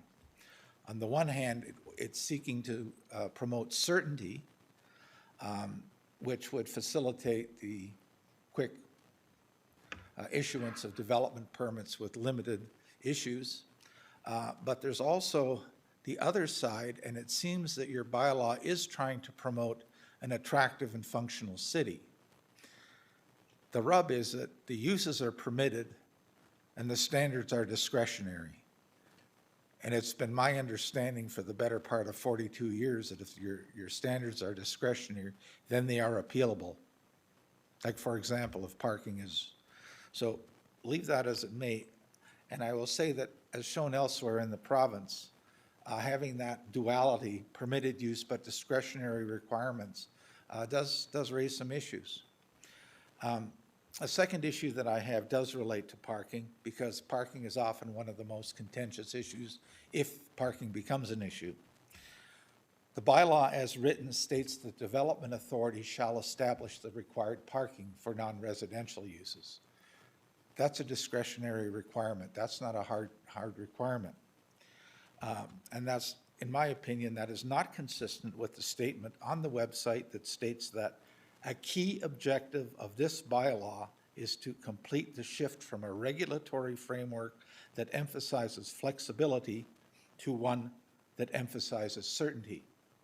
If you have to ask the planning department what the parking requirement for almost any non-residential development is, I don't know if that's creating certainty or efficiency.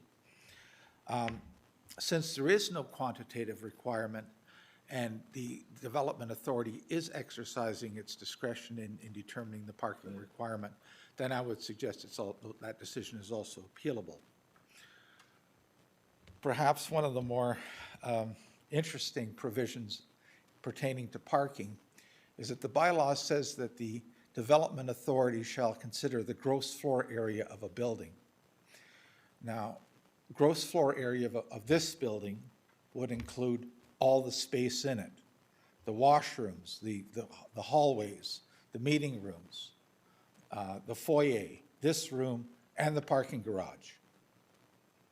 Parking garage is not exempt from the definition of gross floor area.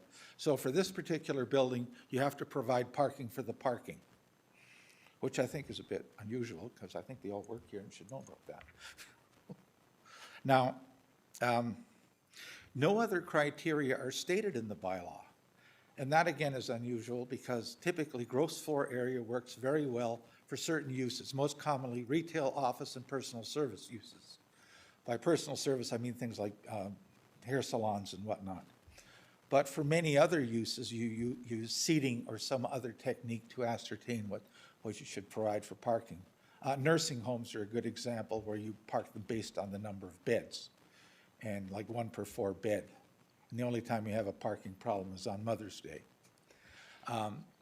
Restaurants and public assembly are usually based on seating, and that relates directly to the maximum occupancy that's shown on the occupancy permit that's issued by the fire department and the building code. So it's not difficult to figure out.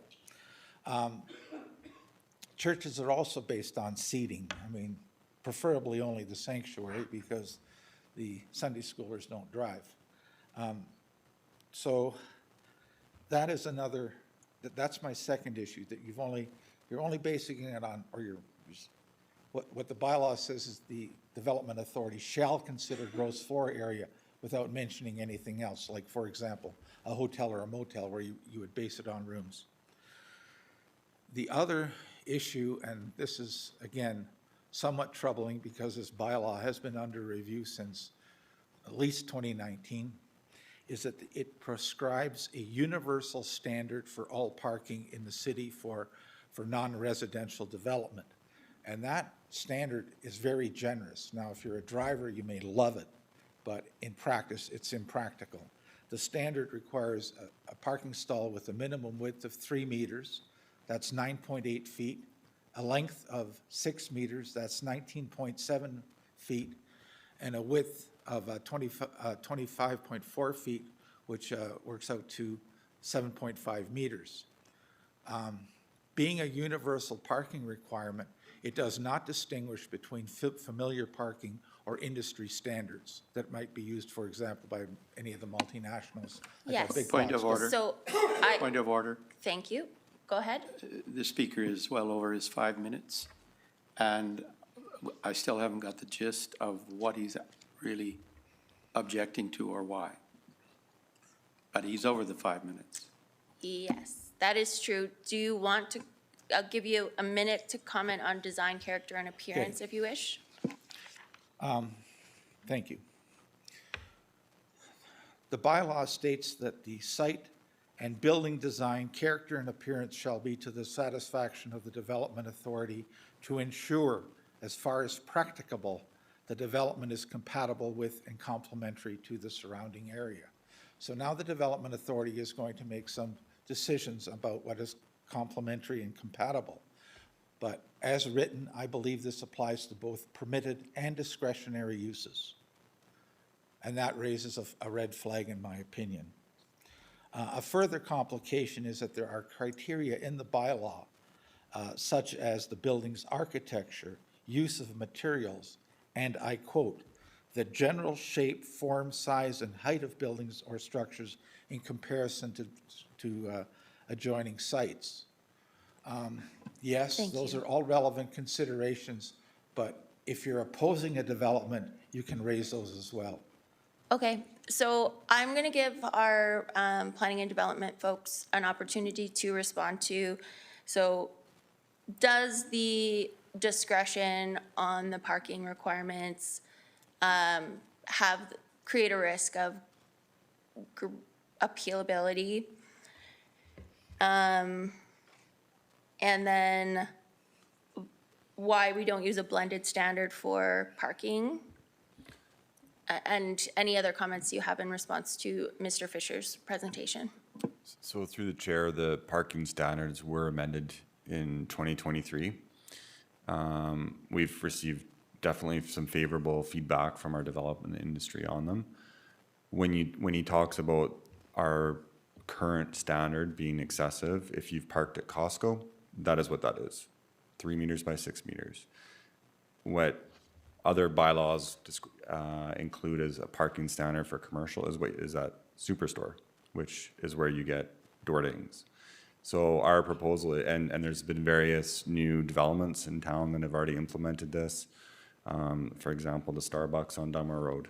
If you go and park there, you'll understand why we instituted the changes. We have larger vehicles here that simply extend 20 feet out and are too large to fit in older standards.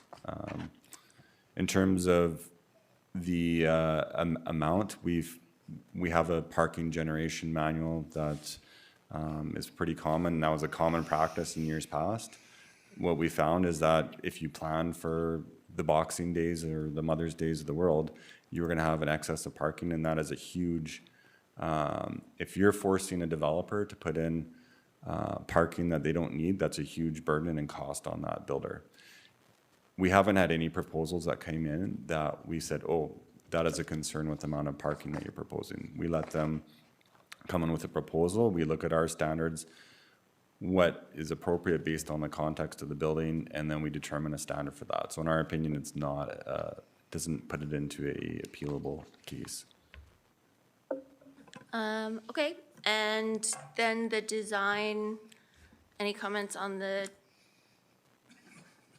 design, character and appearance? So through the chair, so that's when you talk about a land use bylaw, the first one and the Municipal Government Act is the design, character and appearance of buildings. And what we've done is just put in some simple guidelines that if we see something that is off, and occasionally you will see, you know, a development that proposes materials that are just way out of context and not suitable. So an example being, if I'm proposing a house and I just want to put OSB on the outside, is that compatible with the neighboring character of adjacent houses? And we would argue no. So as long as a builder comes in with something that is acceptable and characteristic of that area, there's no problems. And there hasn't been any problems since these have been amended multiple years ago. Thank you. Any other questions from council? Seeing none, thank you. We have one more speaker from the gallery. If you are online, please use the hand raise function if you would like to speak against the bylaw.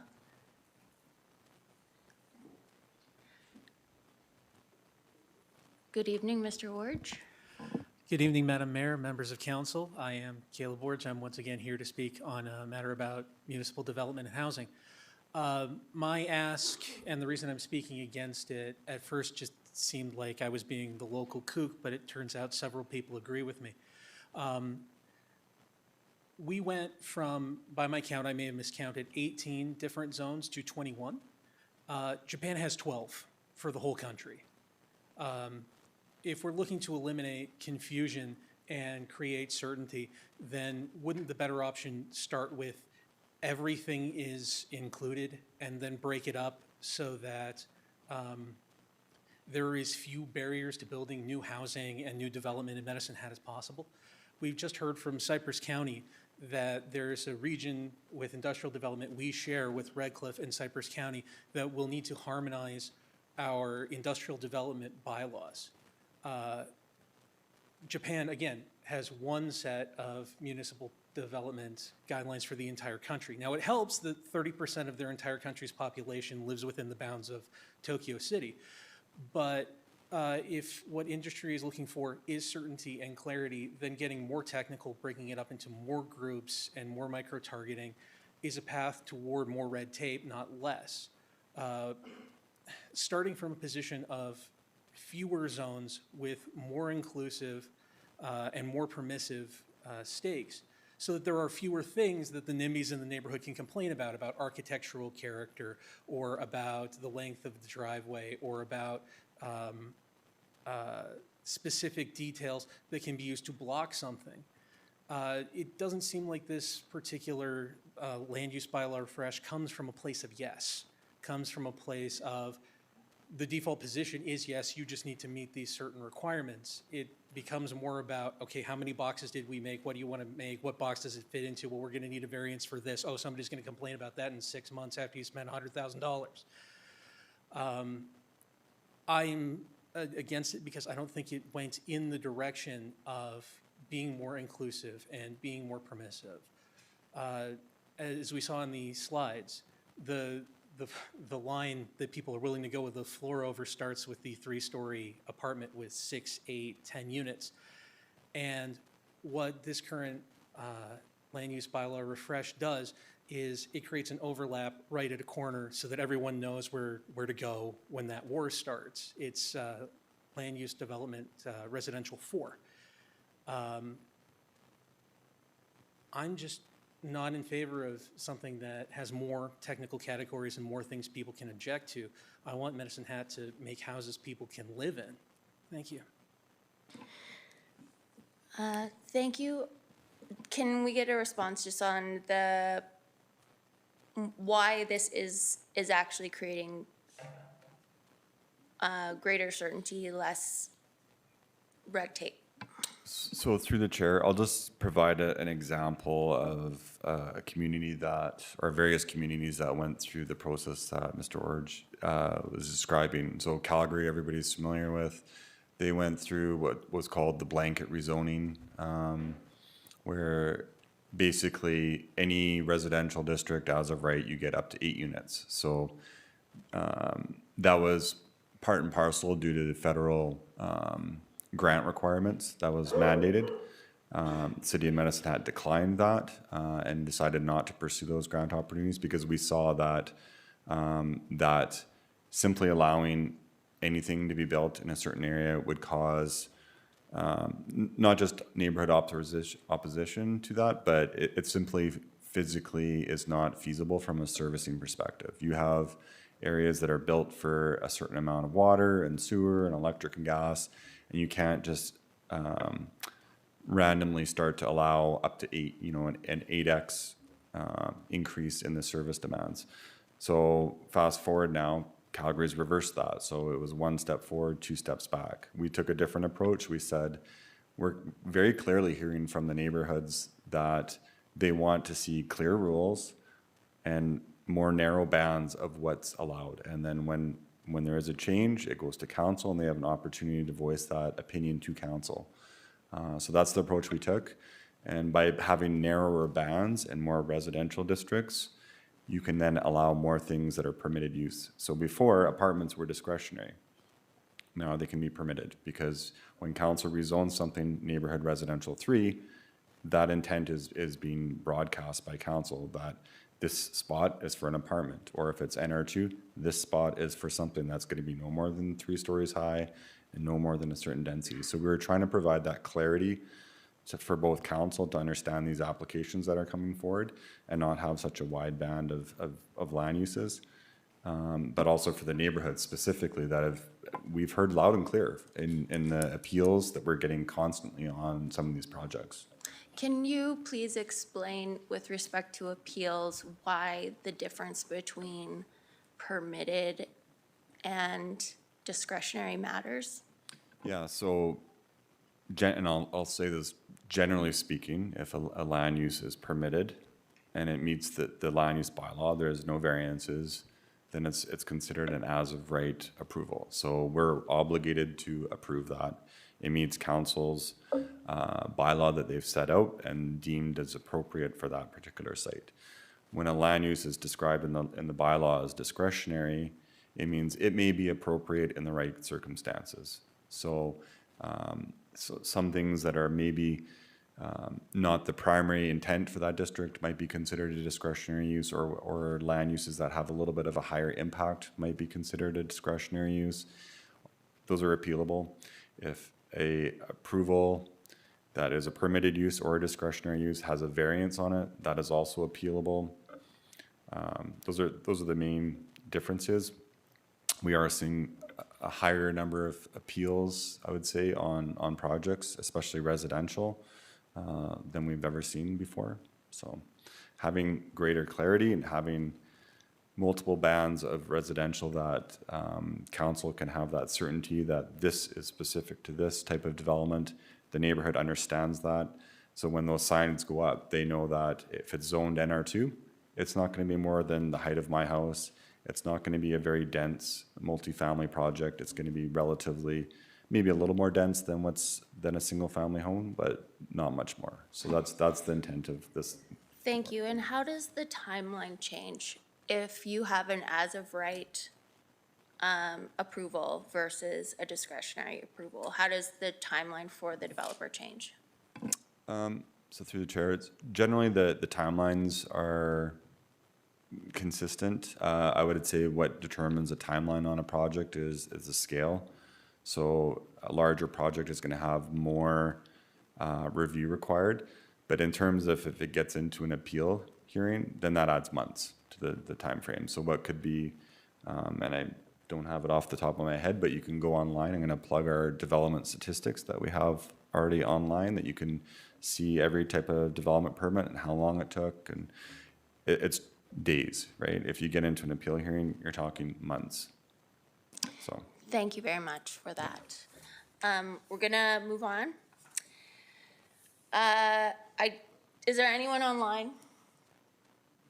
No, nobody has their hand up. Okay.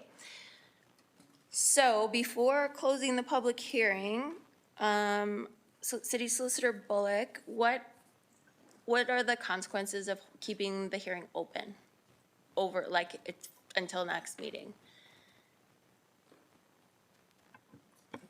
Well, I've given some advice on this already, but once you close it, then you won't be able to reopen it. So if you think there's a reason to keep it open, I would suggest you do that. And perhaps we need to take a break, and where some more advice can be given on that subject, if you want to take a break and break into closed. Councillor Clugston? That was just going to be my suggestion, that if you close it now, it's done. You can't reopen a public hearing, which we've been given that advice. And I was just suggesting that based upon all that we've heard tonight from the county, I'm not sure if we heard from Redcliffe in a way, Mr. Fisher, from various people, the fact that perhaps that our website was slightly misleading, that we maybe carry this forward, table it till next meeting. Either way, it doesn't really matter too much to me, but I do have some concerns, and we swore an oath. I'm trying to make the best possible decision on this land use bylaw. I'm stating an opinion, sorry, while we're still in the hearing. And I'm not quite confident I can do that. And if we're going to keep the hearing open, do we just then move on to the next item? Like, and it just... I think so. You would just be saying that the hearing is adjourned until whichever date you decide. So it's not closed, it's just adjourned. Councillor Young? I just want to make sure I'm crystal clear. What would that do? So if we keep this open, we've spent 2 hours discussing it, and that's fine. It needs the time it needs. But if we're going to keep it open, what specifically is changing for next meeting so that Councillor Clugston and I come here with a different perspective or more information? I just want to be, I don't want to just say, oh yeah, let's keep it open because we have some questions. At the end of the day, I want to make sure we're crystal clear on why we're keeping it open and what we're hoping to achieve by keeping it open. I understand maybe City Solicitor Bullock is potentially reluctant to give us legal advice within an open meeting. We could close the meeting under section 29 of ATIA, the advice from officials section, get the legal advice, and come back to open if anyone would like to make that motion. I'll motion. Make the motion that we go into closed. Okay, do we have a seconder? I'll second. Okay, well, let's vote on that and see where we are.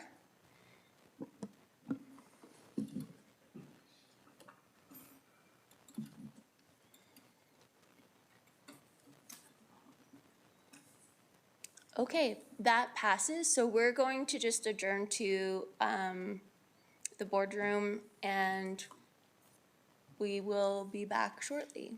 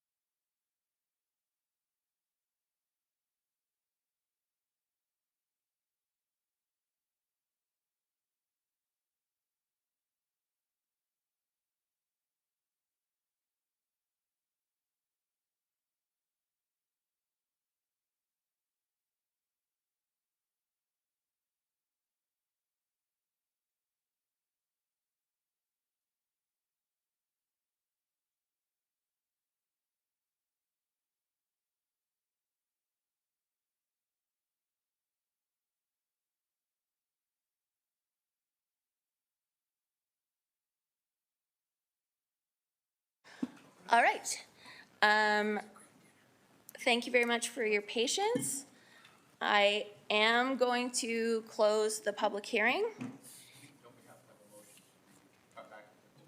We made the motion in there. So the public hearing is closed. Moving on to 9.15, business arising from the hearing for bylaw 4853, 2026. Prior to second reading, we have some recommended housekeeping amendments to be introduced by staff. So you're just going to read them into the record? Thank you, Mayor Clark. So the wish is for council to approve the following amendments to bylaw 4853-2026. So number 1, to delete and replace section 9 on page 4 of the bylaw with the following. The following districts are established, the locations of which are shown on the land use district map attached to this bylaw as Schedule A. Delete and replace the definition of land use district map in Part 18, general definitions on page 157 with the following. Land use district map means a map of the city or a portion of the city showing the land use district classifications of the sites covered by the map that is adopted by bylaw and attached to this bylaw as Schedule A and is available for inspection in electronic format on the city's website. The new land use bylaw district map provided by staff at this meeting is added as Schedule A to bylaw 4853.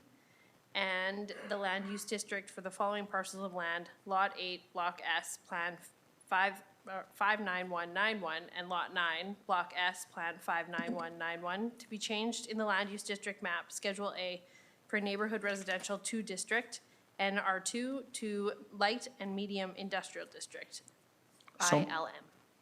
So moved. Seconder? Thank you, Councillor Cox.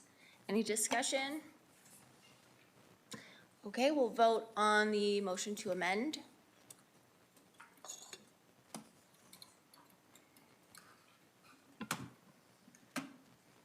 That passes. Councillor Cluxton? I move that council give second reading to bylaw 4853-2026 as amended.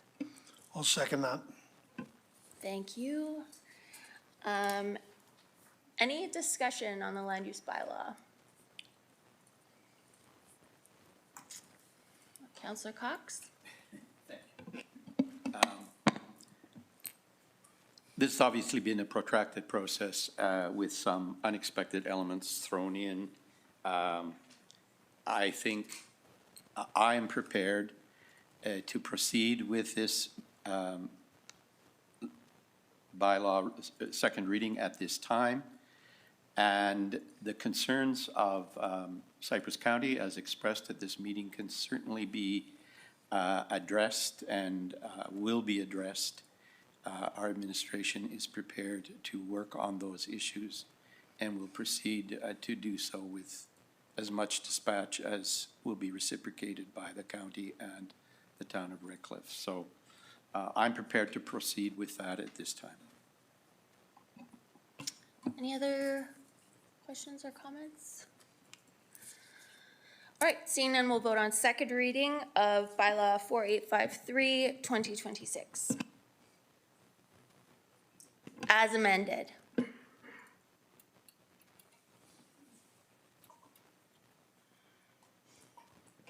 That passes. Can I get a motion for council to give third and final reading to bylaw 4853, 2026 as amended to complete the land use bylaw refresh project, address key land use issues and align zoning and regulations with community expectations and policy of the municipal development plan? So moved. Second. Thank you. Any further discussion? Seeing none, we will vote on third and final reading of bylaw 4853, 2026.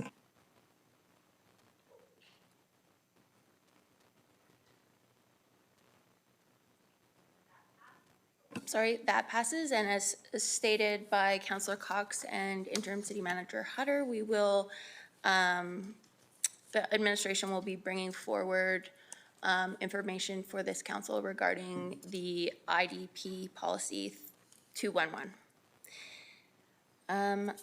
Can I request a motion to move item 12.1, Destination Marketing Organization Annual Report, to be heard next? I will move that. Thank you. Can I have a seconder? Seconded. Okay, we will vote on that motion. Is it to some future date or to a specific date? Oh, sorry, to move it to hear it right now. Oh, to move Because it we do right have a up. guest, I'm yeah. sorry. Okay, I thought you were going to put it off to another night. Do you Okay. still wish to make that motion? I'm with you. I thought it was something that could wait if we've got other things we need to get on with, because it's basically for information. But if But- we are going to proceed with it, let's do it now and let Jace go home to his kids.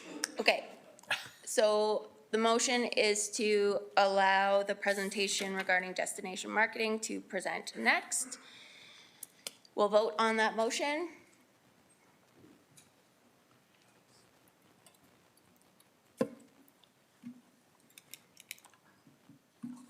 That passes, and with that, we welcome Jace Anderson from our Destination Marketing Organization to provide the annual report, and this is for information only. Welcome, Jace.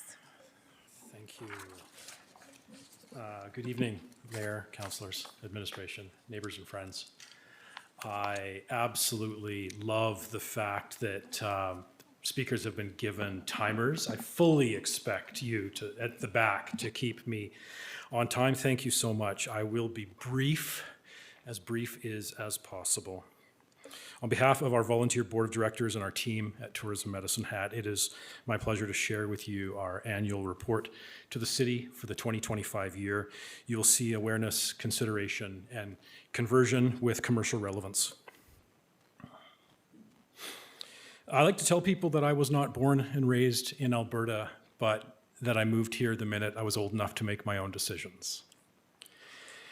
And I feel as though this informs my connection, at least, to this land that I chose, or maybe land that chose me. We're situated on traditional lands. We're here right now. We strive to learn. And as an individual, but as an organization, we take responsibility for our work, our actions, and we learn from our inactions as well. What can I say? A number of you will know firsthand, after an audacious goal all those years ago, we secured a trolley. We called it the Sunshine Trolley, and we took 23 trips that first year. It was high fives all around. In 2025, we took more than 360 trips with that vehicle. Our summer loop tours saw 88% ridership, which means 23 out of seats, when it seats 26 at capacity, were booked on average. It means if you've seen the trolley empty, it was probably going to or from gas or service. We added another trolley in December. We've increased our capacity, our redundancy, and successfully achieved year-round service delivery. And so 2025 was a high water mark for service delivery, and we're well into 2026, but that's for another time and another presentation. But we're very encouraged by the numbers that we're seeing. We are proud to continue to steward movetomedicinehat.ca, which is a collaborative initiative between Community Futures Entrecours and Tourism Medicine Hat. A couple of notes that I find uniquely compelling in the work we've done here. We responded in 2025 to 247 contact form inquiries. That's 247 times somebody ended up on the website that we've been promoting across Canada in key markets. And they chose to engage and ask for information, connections, directions, or otherwise. And we've seen 1,234 hours of read time on that website. So it is a niche website, but we have been fortunate to put it in front of people who are open and considering. Tourism Medicine Hat works and exists at the intersection of economic development and the visitor economy. We see ourselves filling that space and representing the community dynamic in that conversation.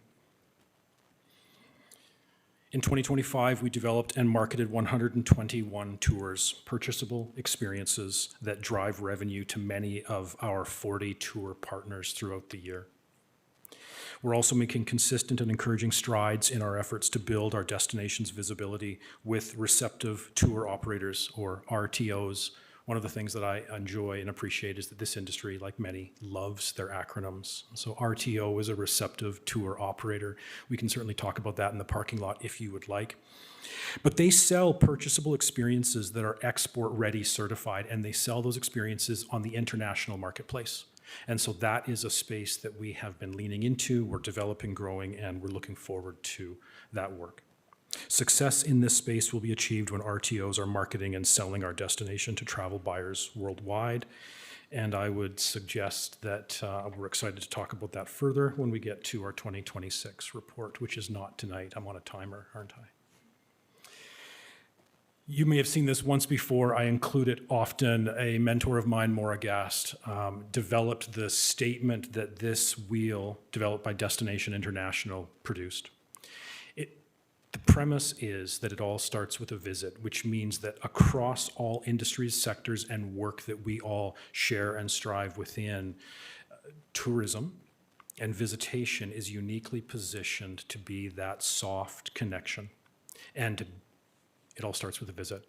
When people choose to visit, they choose to live, they choose to work, and they choose to invest. The wheel is such that it does not stipulate when somebody steps into their interest or engagement, but we have an opportunity to serve them through destination development, management, and the direct connection to others within the municipality. It is a beautiful photograph of a building that we all will recognize, I am sure. Resident sentiment, collaboration with Stone Awesome and Travel Alberta. In 2025 in the fall, the community had an opportunity to work with them in the survey, which is provincial. It takes place generally twice a year and has for a number of years. So they've built an excellent baseline. One of the questions that stood out to me, the question and the answer. The question was, yes or no, on a scale of 1 to 5. My community and area offer experiences I want to tell others about. 80+% of residents in Southeast Alberta said yes, unequivocally.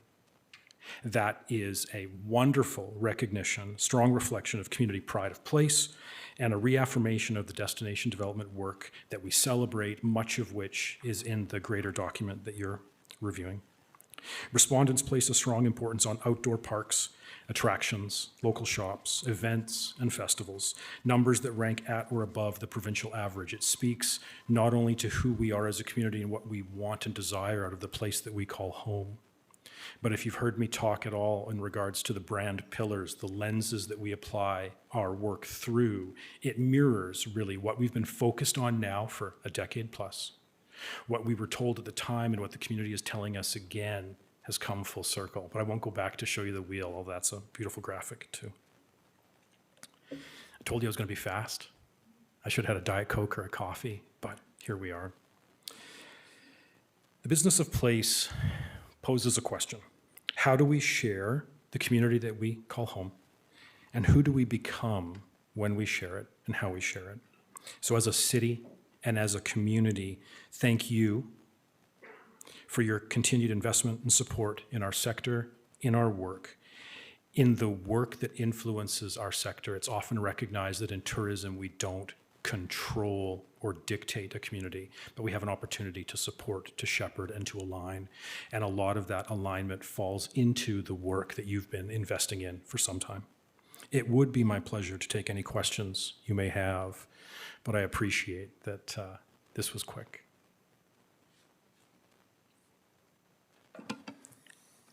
Thank you. Councillor Reinish? Mr. Anderson, sir, it's always wonderful to hear you talk about Medicine Hat and the things that you published in your most recent destination guide that give me places to go see and take care again. I always like to post things about Medicine Hat on my social media, and following your lead, the post that I put up about the Stations of the Cross Park got almost 30,000 views last week just because people didn't know about it. But the Cowboy at the Ranchman Hotel had almost 70,000 views. So there's so many things here in our city to see, and I'm very happy you're out there letting people know about them. Yeah. Thanks, buddy. Well done. Councillor Clugston? Through the chair, thank you for your presentation, Jace, as always. I appreciate it. I actually read your the background material quite thoroughly. I was interested in, correct me if I'm wrong if this is an incorrect statement, but it seemed to me, I noticed that there's been an increase in your social media reach, your website reach, your hits, your views. That is all growing, but your in-person is decreasing. The people at the Vic is down, and some of the advice that you give when people come to the Vic is down as well. Visitor Information Center is down. Now, is that a trend across the country? People are more online, or it was 2025 an odd year where people just weren't stopping into the Vic? Thank you. There's a couple of philosophical questions that I'll unpack really quickly. One is, to your point, the trend in a number of markets across the country in North America, frankly, has been to diminish in-person fixed address visitor services. That's taken place. As a result, we have become one of the primary, along that highway corridor through a number of provinces, one of those primary stops. We've intentionally leaned into owning and carrying information at a greater distance, both east and west, so that travelers on long haul are making a plan to stop in. And we're seeing that generate benefit. So there is that element to it. Secondly, a location like ours on the highway is important because it gives us an intercept. It gives us an opportunity to speak with the traveler that was not intent on visiting Medicine Hat, but they were rolling through. And that location allows us to talk with up to 14,000 people last year, with the potential to give them a compelling lure and an invitation to linger, to spend some time in town, to come into town and eat and drink and shop and stay. The other thing that I would note, though, is that decrease in traffic in 2025 was very similar to a nationwide decrease in rubber tire traffic from the United States. And so I'm not sure if that is a holistic philosophical change in the value of visitor services as much as it is a recognition that in 2025, we may have seen less folks driving from south to north.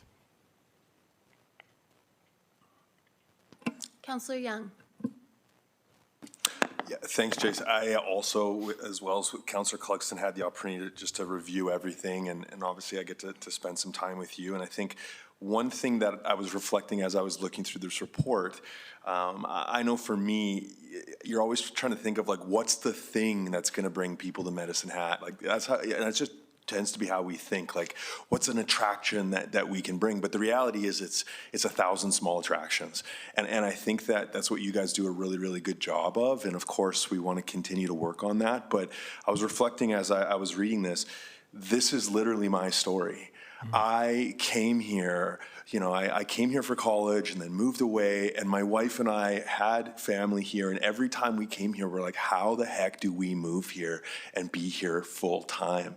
And I was just reflecting on like, it works, because there's people like myself who come here and we're like, this is where we want to raise our family. So you guys are doing a good job. I know we all got more work to do, but this is a great city, and thank you for helping us share that. I appreciate it.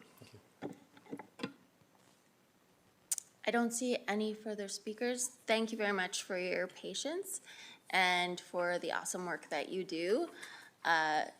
We know the impact that you're having on the community, and I greatly appreciate it. Thank you. Thank you for the opportunity to present through the chair. Thank you. Good evening. Okay, so I just want to do a little housekeeping. 10 o'clock, we're already, I feel like it's late already. We have to stop at 10 for sure. I'm going to suggest a couple of items that can be deferred to our next council meeting. And then just if someone wants to make a motion, they are free to do so. So under unfinished business, development and expansion incentive program could be deferred. Food waste, item 12.2, food waste organics composting could be deferred. That's a presentation for information only. 12.3 is a compliance matter, so that should be dealt with. Possibly and we could defer the hedging policy amendments.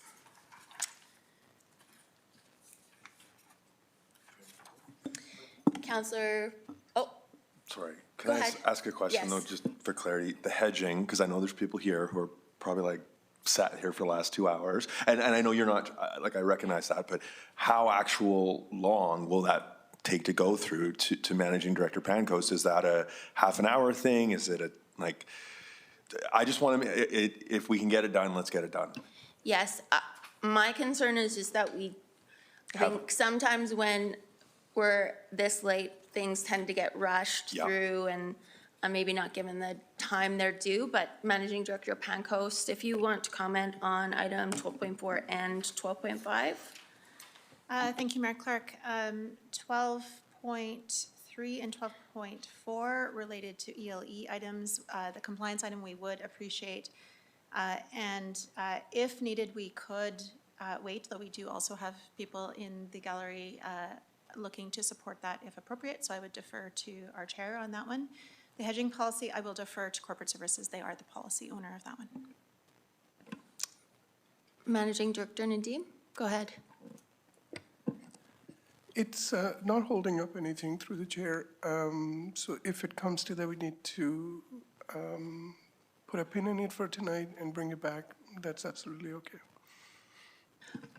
Yes, but to Stu's point, that's not going to be the big time saver. I think the food waste and the incentives are probably the two items that will take more time. Councillor Pfaff, you were going to speak? Oh, I was going to make the motion. Go for it.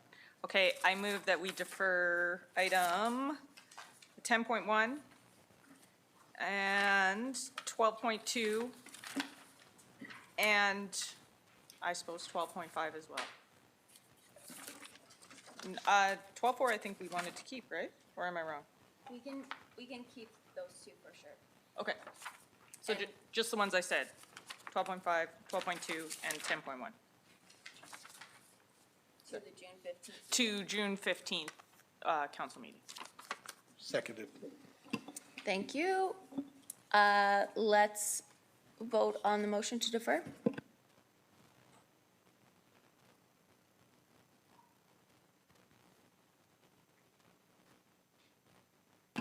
Okay, that passes with apologies to those of you who were here to speak to those items. So that puts us at item 12.3, gas distribution custody transfer meter program budget increase.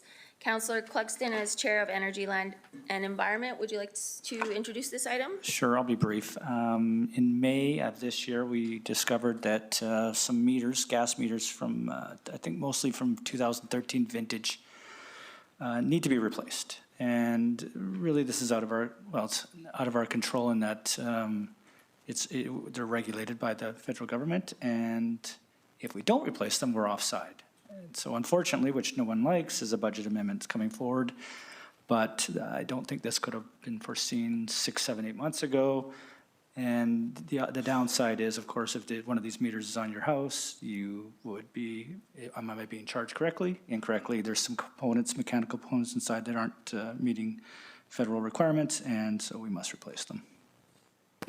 Thank you, Councillor Clugston. You can, why don't you put the motion on the I table move and then, that council approves a budget amendment of $1,057,000 for the Utility Distribution System's 2026 gas custody meter transfer program.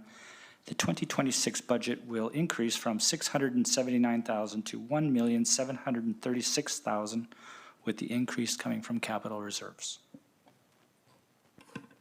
seconder? Second. Councillor Cox seconds. Are there any questions on this one? Councillor Hellman? Thank you, through the chair. I just wanted to clarify, because I think this comes up when we have a budget amendment.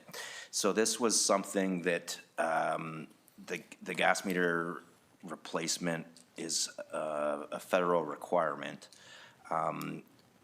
and we had budgeted 679,000.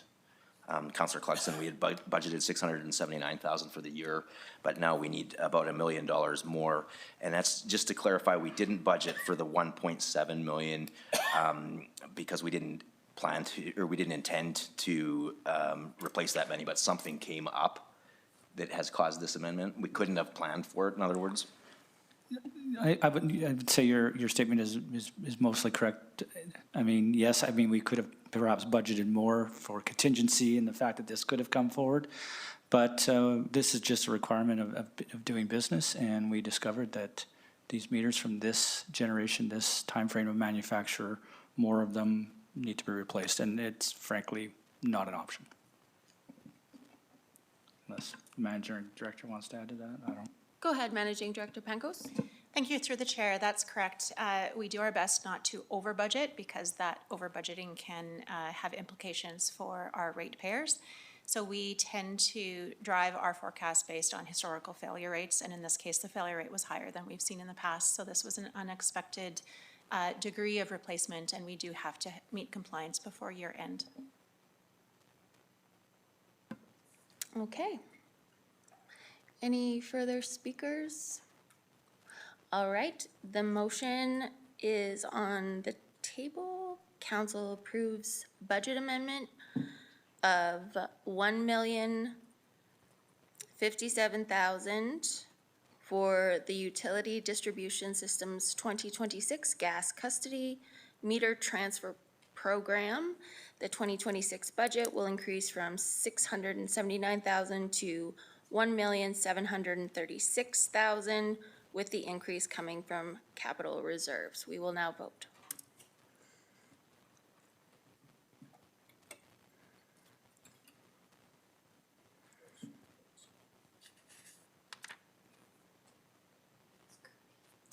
Oh, sorry. That passes. Moving on now to item 12.4, financing electric utility service upgrades to support continued development of backyard and secondary suites. Councillor Clugston, as Chair of Energy, Land and Environment Committee, would you like to introduce this item? Sure. Hold on, could I butt in and just say I need to recuse myself because I have potential. Oh, yes, please do. interest. Yes, please Did you get that? Is that all I have to do? What do I gotta do? I did it. Okay, I'm getting out of here. You Okay. got, I leave it up to you to come grab me when you're done. Okay.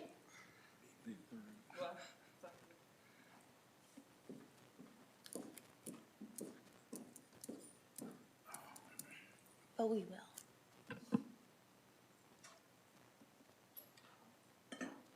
So, All right, go ahead. as I think everybody in this room knows, that, you know, there is a lack of residential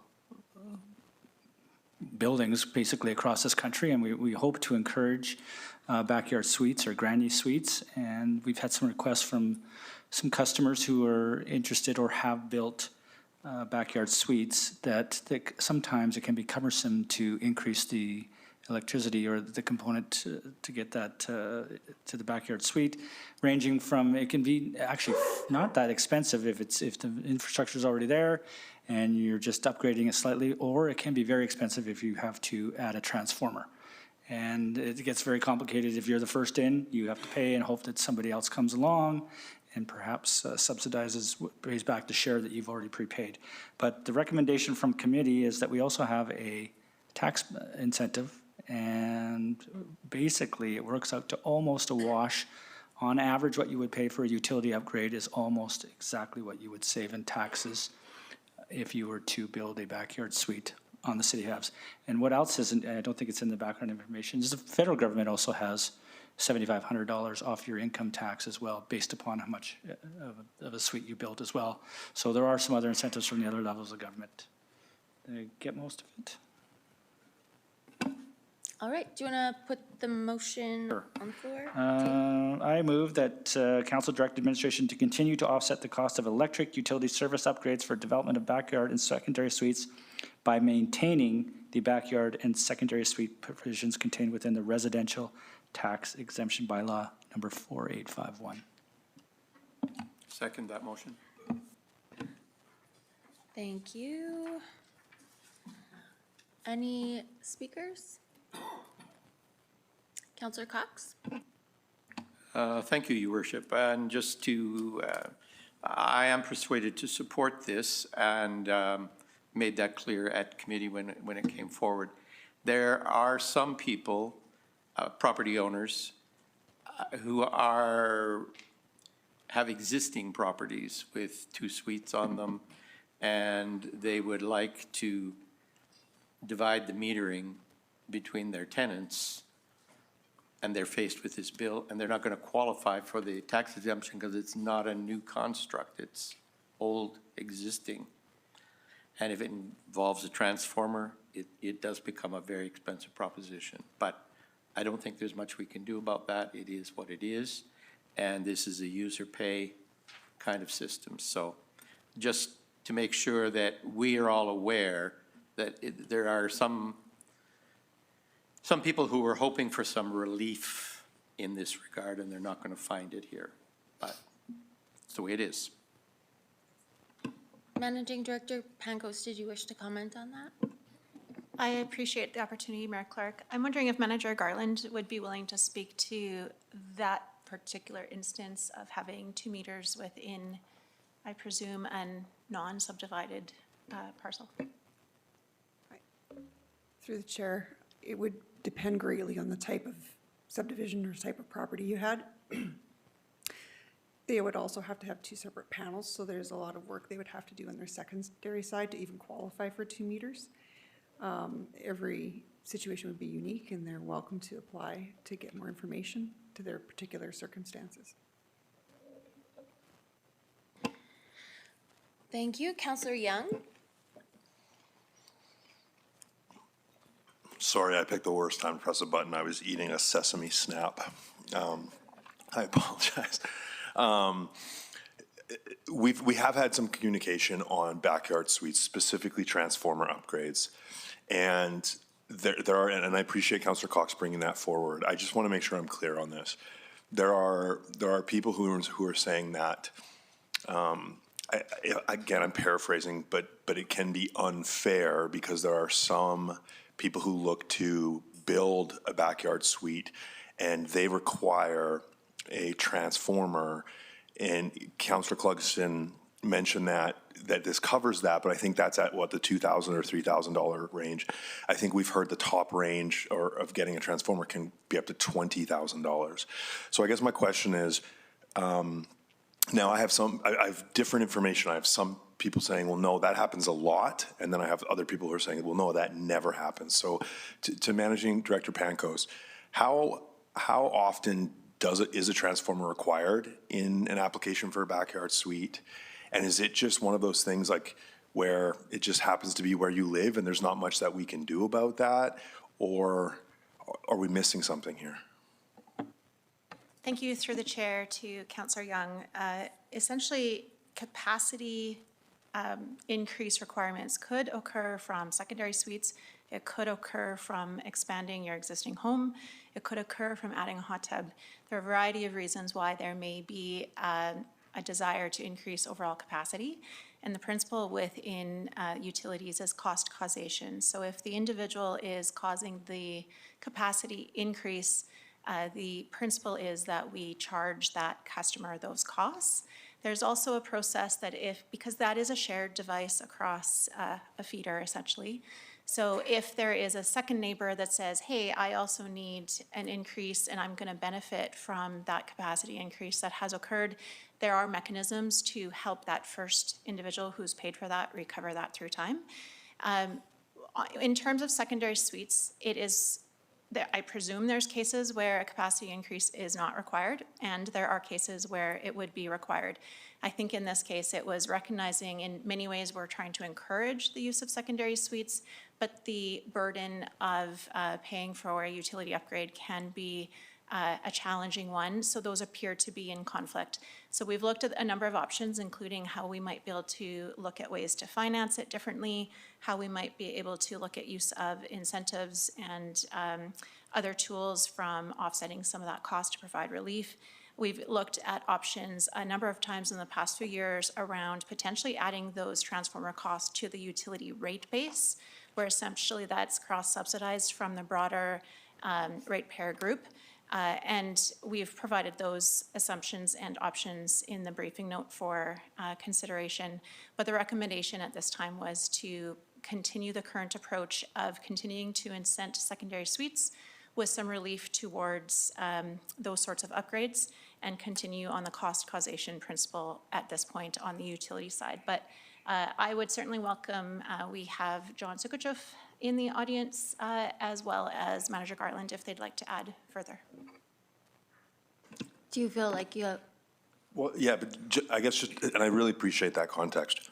How often does that happen? Are we saying we don't know, or are we saying it's actually pretty rare? Because I've heard I assume based on the average being 2,000 or 2,500, if the top end cost is $20,000, then I would assume that doesn't actually happen that often. Yeah, I mean, I guess it doesn't change the decision, but I guess it does, because if we're hearing that transformers are being required a lot, and we're trying to incentivize secondary suites, transformers are being required, then I think we're missing the mark. But if we're saying that transformers aren't required that often, I don't want to create a whole thing just for something that's happening rare. It's been a while. Is this on? Okay. So through the chair, in 2024, there were no cases. So it's not something that's happening all the time. It's on occasion. But we would like it to potentially occur more with the, yeah. And so just to be clear, once someone gets the new transformer and that's in that line, other people in that neighborhood benefit from it as well. Yes, that's accurate. If someone is looking to also have access to that higher capability, then there is a mechanism where there is recovery for that first individual, because it would then be a shared benefit at that point.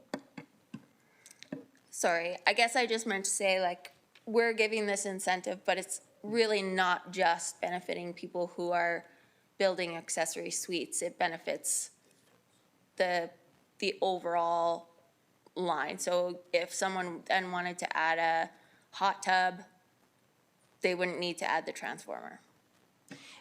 Mayor Clark, perhaps I'll ask Manager Garland for the specifics, but I do want to clarify that the approach with respect to the residential tax exemption, that is a benefit that could be applied to any cost or any. It's not specific to the utility upgrade, because a utility upgrade may or may not be required. Thank you for that clarification. Go ahead. So through the chair, one of the most common things that's used with any kind of electrical upgrade where they need their own panel to be larger and therefore might need downstream, so like the service and the transformer to be upgraded, is a load shedding device. So while we saw 0 transformer upgrades for 200 amp in 2024, we did see 31 load shedding devices installed. So that is, it's a very affordable upgrade. They don't have to upgrade their own personal panel either. So it's becoming beneficial for both sides. All right, thank you very much. Okay, I don't see any further speakers, so we're going to vote on this motion that was put forward by Councillor Clugston.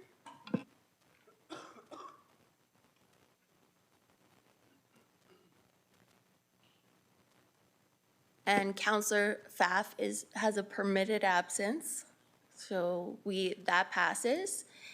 And that concludes, should I wait for Councillor Pfaff to get back before we, okay.